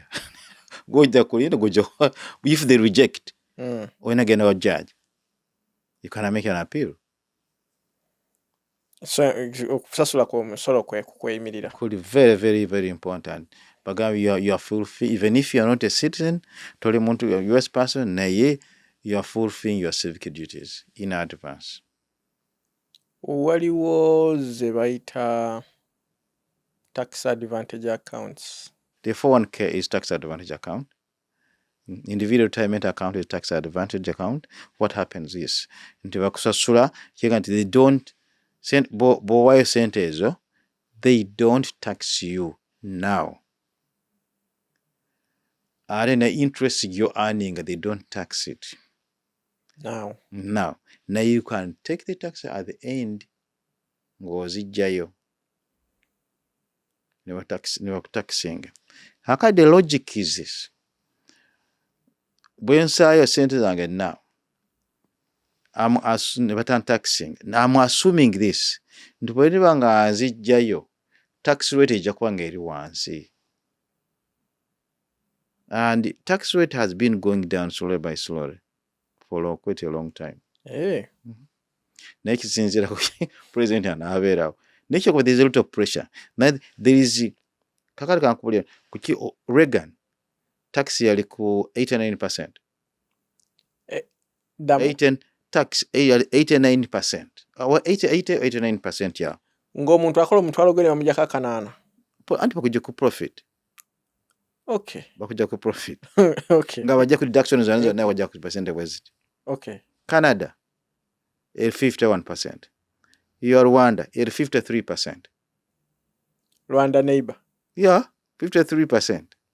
Hi, Uganda very maker. You can't tegerezeka. Uganda sinzira ku officer. Onoomanyirewa. Sinzira ku officer. Kisinzira ku officer. Kisinzira gw'oliisizza. Nina bimanya bakola mu ebanzise. It is, but that's a fact of life. You're going to have a problem. When you kuva eno, no, this has to be done like this. Uganda chaffe. Uganda is a very good country and you can eat. Uganda is one of the best countries you can. Buli omu agenda Uganda yenna oba avuddewa, they praise Uganda is bagitenda. It's only free. But na Uganda fekka. Fa batabiraba. Tubiraba nakinga ffe tugivuluze nnyo. Oba tusuubira bingi, tuyinza okuba twagala bingi. Sokola gundi. Omwana bamutwala mu Kiitagaten. No, omuzadde n'amugulira ekifo. Very good Kiitagaten. Omwana ng'alaba. Naye bamutwala mu P1. Omuzadde n'amugulira ekifo. Bwanga tayise bulungi mu P7. N'amugulira ekifo. Bwanga tayise bulungi mu ki? Ne bamugulira ekifo. Akali amaze bagenyi tell me this. That corruption etandise ng'okyali ka baby. Osuubira nze nfuuse prime minister. That's what I know. That's a problem. I don't know how I can approach this. This man. When I can analyzing and then what's the problem? No kizulanga kyekiriwa. We are born right from childhood to system mfu. So you can't right from makaga in childhood. That's how we are. So ngaluli sokola omwana bwabanga ali myaka ng'asomya amaze university najja n'azimba ennyumba within 3 years. Oba muyita mugezi. So kimanyi bamuyita mugezi nnyo, omwana mugezi nnyo. Toyinza kumubuuza sente azijjeewa. So nga these days so nga ffe myaka egyaffe ng'ogenda ku ssomero n'ovaayo tubasabanga emmere eyo n'ojja n'aka box akapya. Maama oba taata akubuuza kavuddewa. Muddayo na ku ssomero next morning ne bakabuuza kavuddewa ne bakuba emiggaawo. Kakati nobody asks that. It's really funny. Kakati nalawa toyinza kuŋŋamba ssebo okunenya any person ng'ali mu government. We put like that. Waliwo account eza bazita ki HSA. Yeddwaliro. Yeah, ngimanyi HSA and nakina MHSA. Oyina kubeera nga oyina I think insurance ng'eyina high premiums. High premium. Kakati n'oteekayo ssente. Ssente ezo ozikozesa, you have to kuzikozesa ku ddwaliro. Once ozikozesa ku ddwaliro, then there is no tax. Naye ozikozesa ku your own. Ezo ssente zibeera pre-tax. Yeah, the pre-tax, yes. Naye olina kuzikozesa on that health. kubanga bw'otozikozesa kubeera then there's tax and penalty on that. Wali accounts endala ezifaana bwezityo? Waliyo ez'abaana eza 529 but tax 529 ey'abaana oziteekayo tuition n'osobola nti omwana bw'alituuka in this level oba ku college bagita 529 taxes ezo account olina kuzikozesa mukolaki mu kuweerera omwana oba kugula bitabo byonna ebyonna ebikwata ku education naye bw'ozikozesa ekintu ekirala that's a different thing. Ezo zibeera pre-tax. Everything is pre-tax on that. Naye ezo oba tujja kusasula tax kuzazo nga zo zikozesa kyezina kola. You don't pay taxes as long as youkozesa kintu ng'ekyo. Era that's a very good saving. Kubanga osavingira omwana, that's very good. Era you can manage nti kazi no sigenda kola mu university. And what another thing again, you can agree with a given university. Then no you're marking a university nti kola mu university eno mwana ajagenda bwatyo. That's also the pre-tax. There's so many things you can save in this country. Pinga nti oyinza you're marking a sente zigenda mu X university again to Harvard or work somewhere like that. No osasula sente ezo continuously. Yeah, that might as well be a pre-tax. No gena mu Harvard no agana mwana njagala ajje waneeno. Kigani tankoba wakasente ne bakkiriza. Not to get mu Harvard. You got the program earmarked for that university. Okay. Kitegedde. Ne bakuwa. Kigani ni Harvard nkubuli. Harvard is okay. If kako single mwana wo mugezi. N'abana program they indoctrinate them. Local program mukimusi ngalo mu secondary ngalo mu high school n'agenda nakona so wabo. Naye nga you prove that you don't make it than 60,000. Omwana Harvard asomera free. Nga tosuka mitwalo mukaaga. Family any saa mukaaga. Low income basically. Low income, yeah, no asomera bwe. Now on the other hand, Harvard I think is overrated. Bwendoza nange. Is completely overrated. Kubanga let me tell you. Naina sako sijja kumwaga kenyali naye yali muna Uganda ngaze ku Harvard. Ngakola masters. Then I was teaching undergrad at Suffolk. The good thing they were doing international management, and I was teaching international management that semester. One paper, now look at pages 3. Then comparing with the paper I gave my students. Then you summer. Some courses one have a very well easy public relations. Nakato kyasomesayo kusoma. No, I just retired already. I retired last year. I need to be in my business. When I say to never cause ekyo kikulu. You can't look omukozi. You can't. Nowadays Uganda, when I came back, I found my assistant akoye so bad. Mirimo mingi. Naina kumfunira ticket a day Uganda for 2 weeks. Mulemu kubirowoozo. Mulemu kubanga definitely namulabedde ku maaso nga I think he's a very hard working girl. Alabe enjovu, alabe ku binyonyi. Nedda abeera waka. Ne jjajjaawo. Agendeko mu National Park alabe ku binyonyi. Simugaana. Sightseeing. Mwana muto ambi. It's a good kid. Very, very good kid. Omuntu atagenda mu National Park angaze Uganda ndaba aba yekoze disservice. So nagenda mu Yawa. Agenda kugenda wano ku skiing. Bana Uganda mekabula bagenda ba skiing. Aya agenda skiing. Ona amazinze. I can't think of breaking my leg. Checho. Checho. Era nange checho chimula skiing. Najja ku breaking my leg. Checho chimula skiing. Na ya at least Niku kyali muto you can. Nze windows akuskiing. Niku kyali muto nnyo you can't do that. Sound ya magumbo okumenyeka njiwulira mu. Njiwulira muri. Omanyi kayinza kumenyeka ng'ovuga motoka eyo. Awo. Kale ngambe ekyo kimadde saa kyewala waliwo kyotasobola kwewala nagamba ya skiing ni mugwa ddalo nsobola omwewala. So nagenda Colorado by then the king of omukama w'etoola yali azze nkakyali muto ng'agenda ne babanga nti ngende Colorado Era askine bana. Nze naganze sijja kulinnya envaako. Yagenda n'asikinga. N'asikinga mu ngeri zaabwe. Yasikina eti yasikiye kuma kumpi awo. Naye nga ze kasinza n'okugendayo. Ebintu ebimu ku abantu bye batababuulira oba bye batayogerako.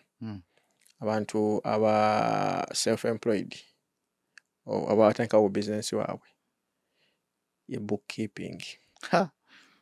Oyogedde nakirungi nnyo. Waliwo oli akugamba gulawo dduuka ku Amazon, gulawo kino, gulawo online shop bikola, gulawo, naye bookkeeping teryamukola ki? Teryamwogerako. Come tax season tolina ky'olinawo ky'olagawo. Amazon neekuweereza ki 1099 n'empapula we ziddako awo 1099 NEC n'ereeta CK n'ereeta endala zonna ne zitandika okuyiika awo bwe zityo. N'ozitunuulira nga tolinaayo wadde ne expense n'emu, tolinaawo ky'olaga nti noba zino zaagenda mu kugula bibokisi, zino zaagenda mu shipping, zino zaagenda mu kugula materials zenatunda, like accounts nga ziri confused, ziri ku personals, like. That's a kind of thing we have been working on for the last 7 years. N'abaklayenti baffe. Buli baleetanga ebibokisi. Ebokisi bya receipt. Ng'omuganje sijja kikola unless ng'onenda expense. Akola box. N'osanga ojja bank account nga akozesa bank account ye personal. Nekireeta problem. Naye, to be frank, our client has very much improved. Ne technology nakya improving akati weebiri ebikola ebyo. Maybe that too. Kakati we have a section of accounting in our office. Era you don't have to do anything. Kyokola kye tukusaba ng'oggulawo account, sorry, bank account. Nga bank account is separate for the business kyokka. Kye tukwegayirira. Kakati another thing we have got to do, we can link our software in the office with your bank account. Buli kyonna ky'ogula, use that bank account. Use the debit card. For us, we can link up with it, and then all the information comes to our system in our QuickBooks. Bw'obanga we can't do toyagala tukikole bwe tutyo, then we can get what we call a software within the bank itself. Is a QuickBooks software. We can import it. Naye nga bw'ogambe nti accounting is very, very, very important. Naye I'm so happy. Our clients are very, very much improved. The first thing we tell them, nga tukugulira our account business yo, open account yo. The bank account. The moment we incorporate the company, netufuna ne tax ID. Kyetukugamba before do anything, genda mu bank ekuli okumpi oba yoyagala.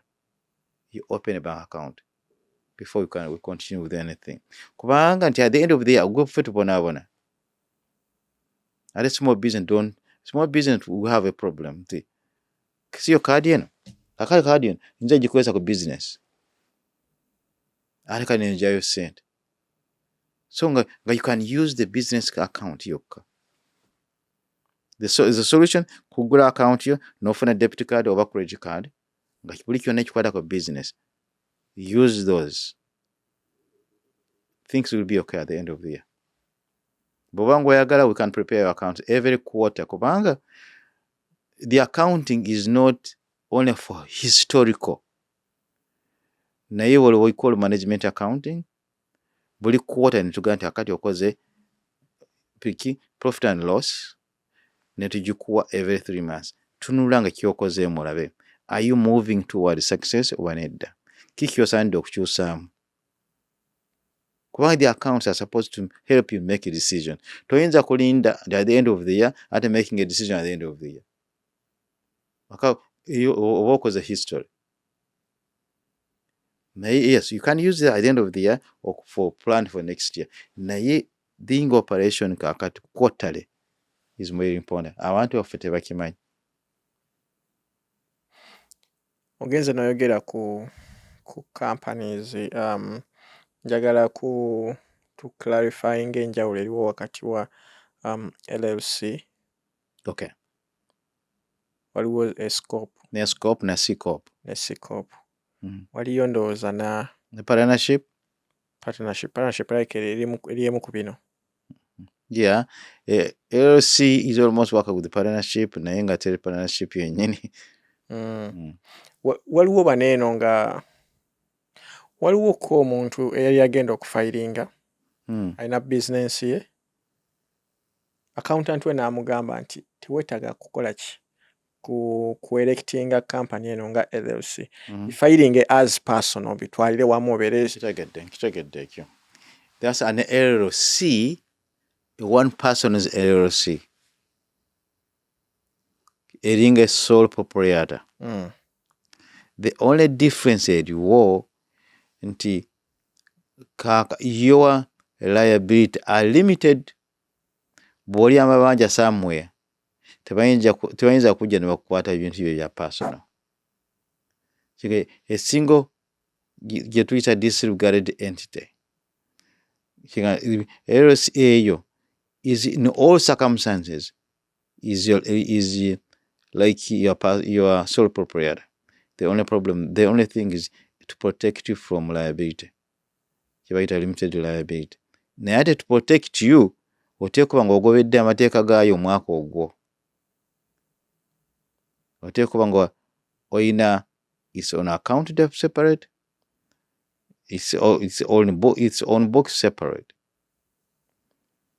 Bw'osanga omugezigezi n'agamba no, oba oganja kunsasula, then I'm going to take your property.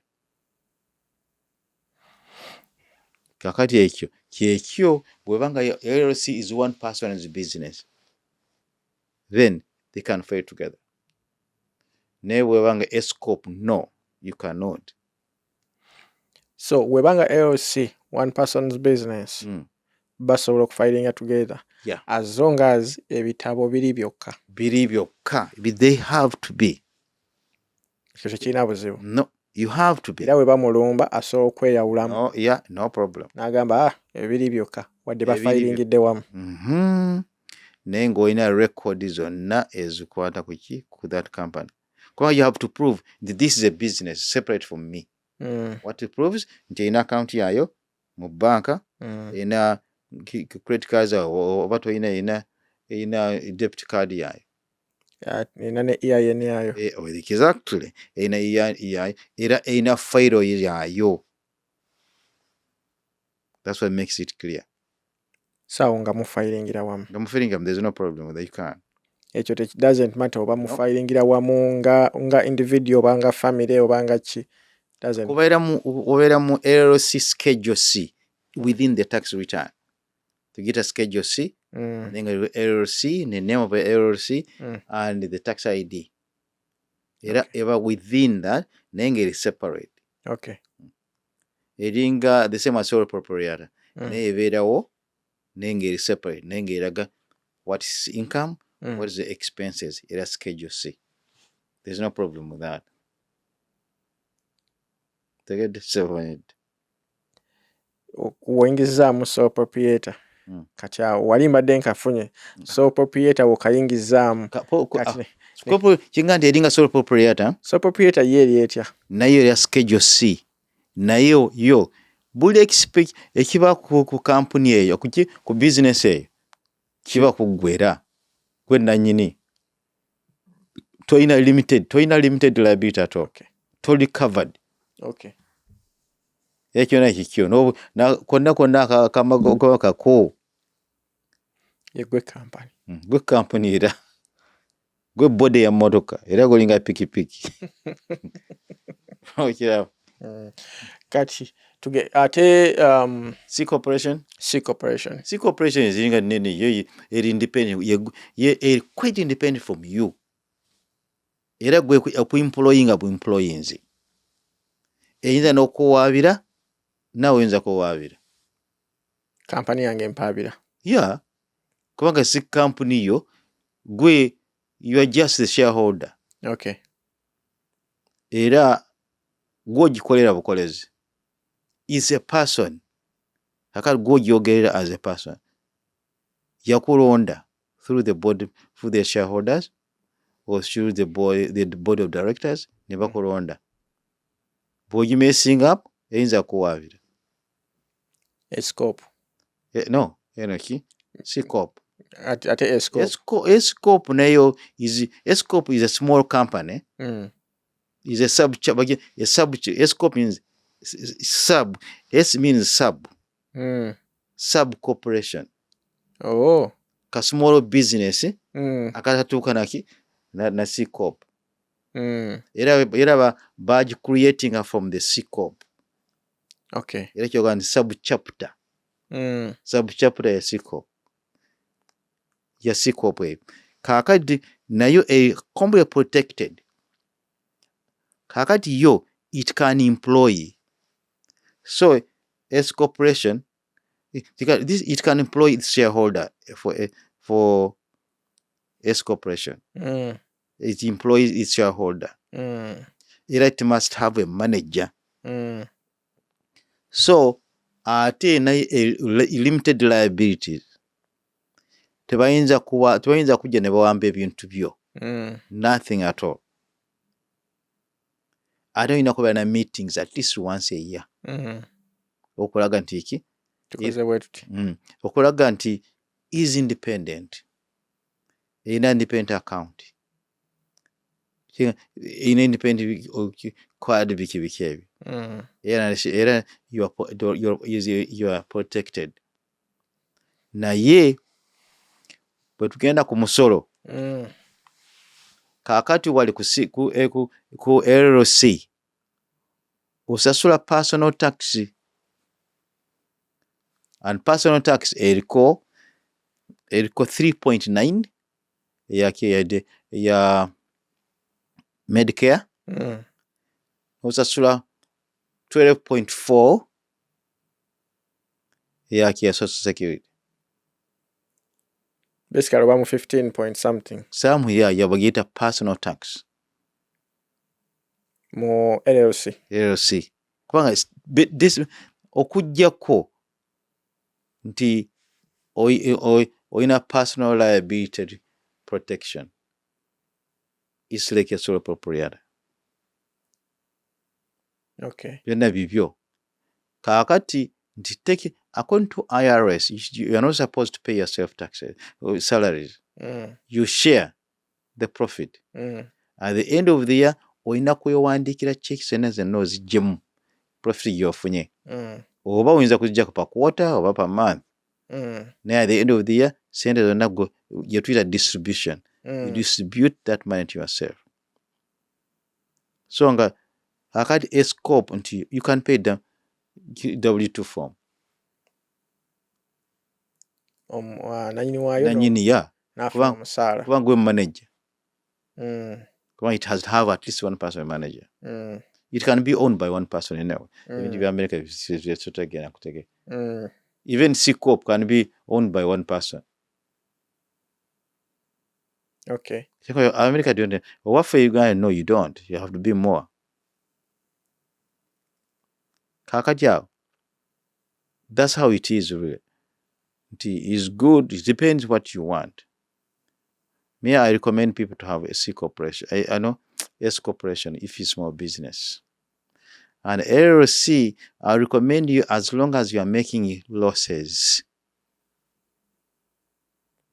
kubanga you fight together okitegeera kakati bw'okola losses in your LLC that money goes to reduce your taxable income by reducing taxable income therefore you are reducing your taxes okay you got all these two of them kubanga na S corporation at the end of the year mwina kola distribution what about distribution yakola distributing as zeros or negative that's correct negative is better kubanga bw'oba ng'okola awalala ng'ofuna W2 form then bw'oleta negative ne positive then osigaza katono omusolo gwadde osasudde ne bakuddiza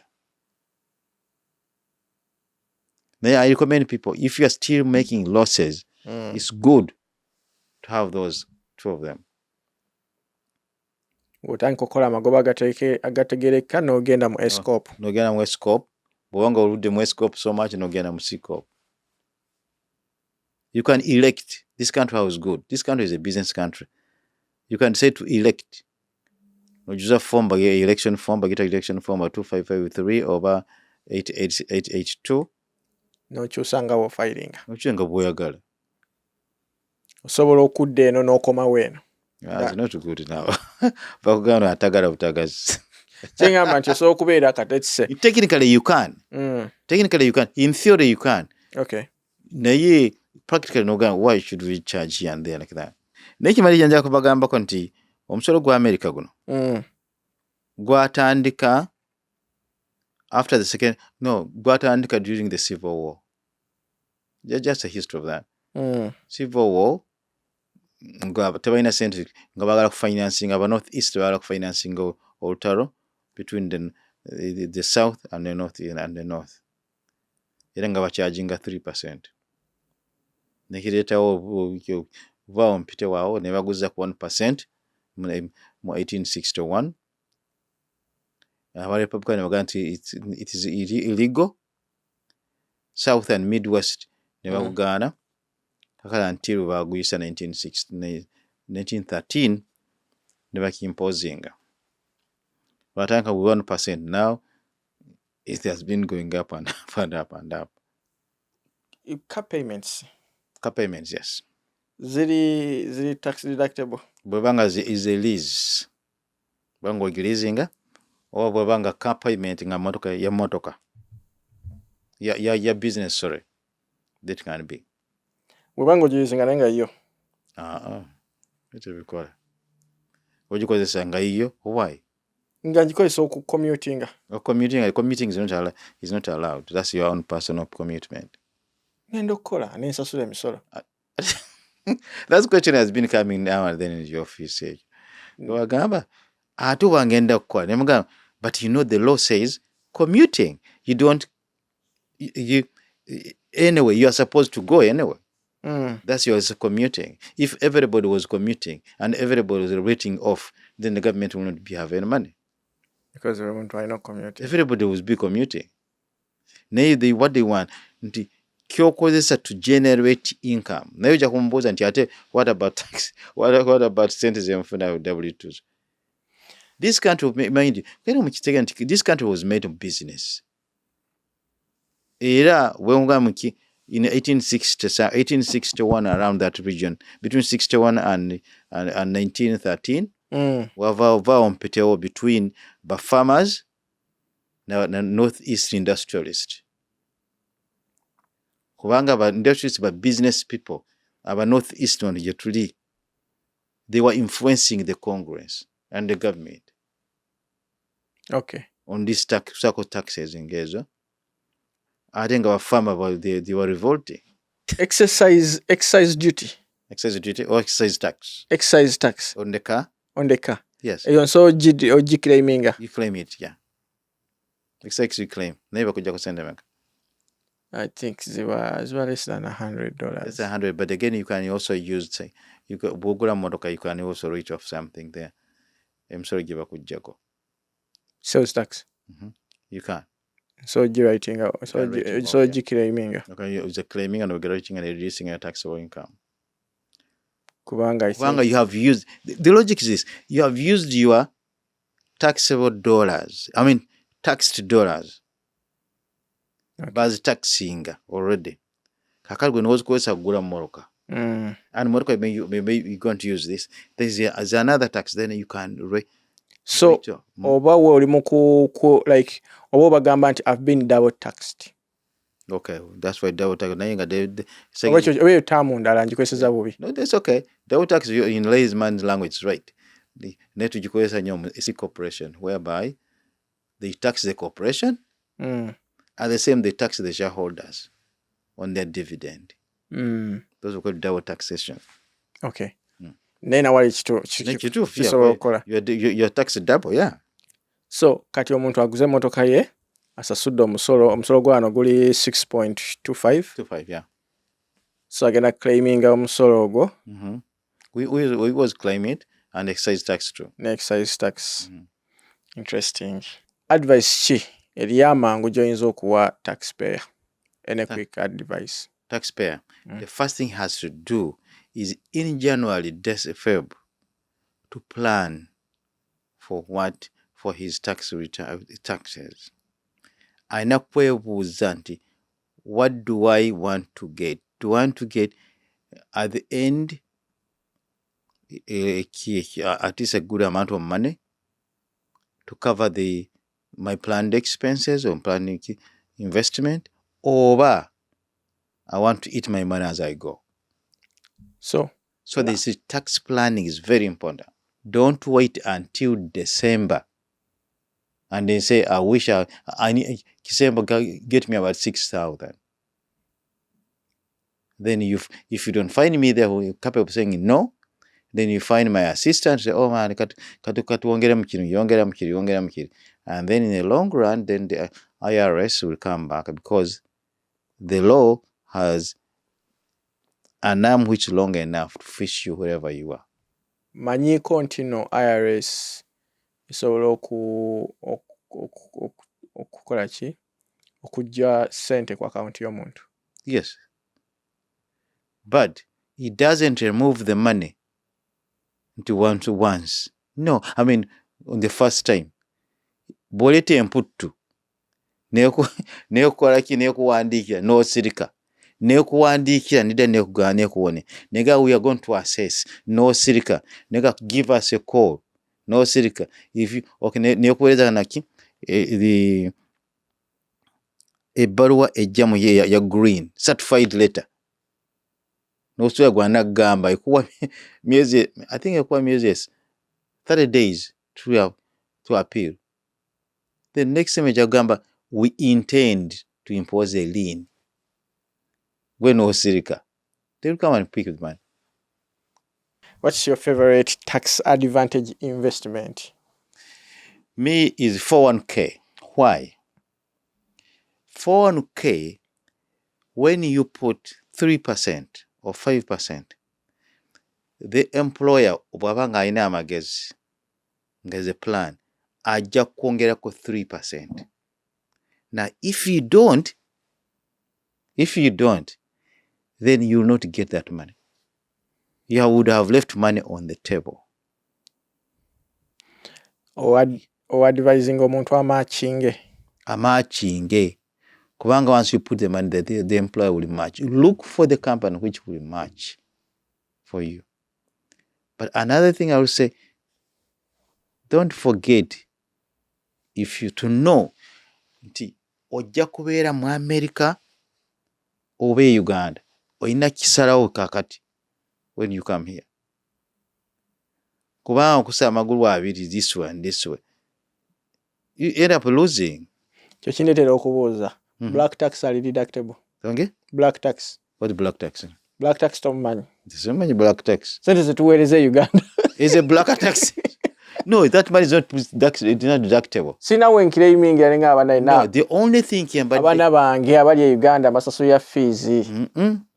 Okujja ku mwana nga avudde wano n'agenda e Kampala, because there is a law nti omwana bw'abanga his residence wano n'agenda asoma mu university e Kampala or somewhere, that money is deductible. Kiringa ng'omwana avudde wano mu Massachusetts n'agenda mu Utah. That can. Nenze bakimanyi ndi muzadde. I have family. Okay, yes, bakimanyi. Nsasula expenses, zona ziba expense. That's not deductible. Housing. A Kampala. No, it's not deductible. The only thing you can, as a head of household, but again, did you leave? Did the kid live with you here? At least for 6 months. Oyinza kulimba nega yes. Naye bajja ne bakuwaditinga. Bajja kusaba ebbaluwa bbiri, one in first quarter of the year up to July, maybe first quarter, second quarter, and then even another one in July or August. The logic is this: you stayed with him or her at least 7 months, more than 6 months. Ezo ebbaluwa bbiri ziba zaki medical oba school. Era bwengaba abantu nti bannaye muma musobola omwana bamutwala Kampala leka ebbaluwa zonna zijje wano. Why? Kubanga oba omulabirira eri. Aka bw'ozireka eri IRS will prove that no, omwana tolibadde naye wano. Mpozzi kyembanjala kuwogera nti you need to decide oba obeere wano oba obeere eri. It's very very crucial. Bw'oba ng'ogenda kugaa nti okay nti ojja kubeera wano, sinda amakanda wano ogassa wano otandika investing in house in real estate. Bayudaaya ba wano bagaggawadde era balese generation wealth generation y'obugagga through real estate. Ojja kuŋŋa nti the rate is high, I mean the interest rate is high. Yes, I bought my house in 2004 wano. The interest was 11.5. Yes, 2004 interest rate yali 11.5. It was very very high. Kubanga naina China nakugana najja nakoma wano 2001. Nakamaliza my PhD awo. I have no credit. Naye balagula mayumba naye nga had determined nti banna I have to buy a house. Naye kakati you know what interest I have now? 2.5. Twavaawo awo kati. Ndi ku 2.57. Oli ku 2.5? Exactly. Wa refinancing? Na refinancing about 6 months before they changed. No, I've been refinancing. Nava ku key nenzira ku 7.5, nenzira ku 4.5, nenzira ka 2.5 ngana ndekedde awo. 30 years. Oli ku 2.5. 2.5. 3-family house nsasula to 2,300. Okikuba. Mukigamba what I'm trying to think nti bw'oba ng'oga nti ojja kubeera wa. Olina okusalawo. Salawo ogula ennyumba. It doesn't matter kubanga amayumba they always galinnya ebbeeyi. You can't make a mistake. Try ogula ennyumba w'osobola. Naye bw'oba ng'odde Uganda tojja beera o investing mu land e Kampala. Naye olina kuba careful kubanga tebayinza kukusinga ebyapa 5. Naye olina kuba ng'ogenda every time. Kampala olina kuba ng'ogenda at least twice a year. Nga tumaliriza olina akatalekeka. Talekeka nti waliwo program yena finds out nti churches, non-profit organization, churches or religious organization, there are some funds which you can apply for mu state of Massachusetts. Between 50,000 and 75,000. So if I've asked my gentleman from Jordan who works with me on tax proposal to look into that. So if you feel that you need that money, of course you need that money. But if you have an office, they can, and you have a church where it is, I mean a place, I think you can consult us. You can come, you can call us, and then we see if you qualify for those funds. But we shall be passing it we shall passing it on. I've asked my accountant to summarize in a simplest form. So we could be passing it up. Naye emisolo igenda kuki katwogera ku misolo kakati again. We are ready in our office to come and assist all people we can. Obakolera emisolo mu office yaffe when it doesn't matter really, because we are here to serve ourselves. We have to serve the community because we are the longest community organization as organization, not as a person, as Kisembo. We started in 2002, and the company has been working in the community. And please, you can come anytime. It doesn't matter where obakoledde omusolo awalala biki, but we are ready to help. Bakusangawa. Batusanga one of our office, the common office, the head office is in Waltham at 703 Main Street in Waltham, just opposite on the main road, on Main Street, opposite Santander Bank. tolina kulinnya waggulu office nene. You can come with your child if you want to have abaana we bazannyira. There's no big problem with us. We love children and we want to be in. Our commitment to serve our community, at least to have where they can go. Mwakuguka mu misolo gya. We do all taxes, whatever you dream at. We good yesterday, we can do it. We do all personal taxes, corporate taxes, or normal business taxes, trust taxes, of course, non-profit organization tax, and we incorporate those companies. And we don't do only in this state, but we do all over the state and U.S. territories, Guam and all those, Puerto Rico. Yeah, we do all those taxes. Hawaii is a state. Hawaii is a state? Is a state of U.S., yeah. But these territories like Guam and Puerto Rico and other small states on the island, we do them for them. And wherever you are, as long as you're a citizen, we do even taxes in Uganda. We follow you wherever you are. We do taxes from Saudi Arabia, as long as you're a citizen and U.S. national. As we said, once a national, U.S. person, you are supposed to pay your tax wherever you are and wherever you got your income. But the good thing with that, if you are working abroad, you declare all your tax, all your income, but again you are exempted. This last year it was 110,000. You are exempted, not pay taxes on them. This year things should be being 120,000. But the good thing, you declare that house here, having that money here, so that you can use that money you earned abroad with your tax to buy a house here. We have done by a guy who was working the diamond in Sierra Leone. He went and bought a house. So don't fear. Declare all the money, but you can exclude up to $120,000. But people fear for no good reason. And if you're a US person and you have a rental property, you're supposed to declare it, my dear friend. But most of us don't. Rental property where? Wherever you are.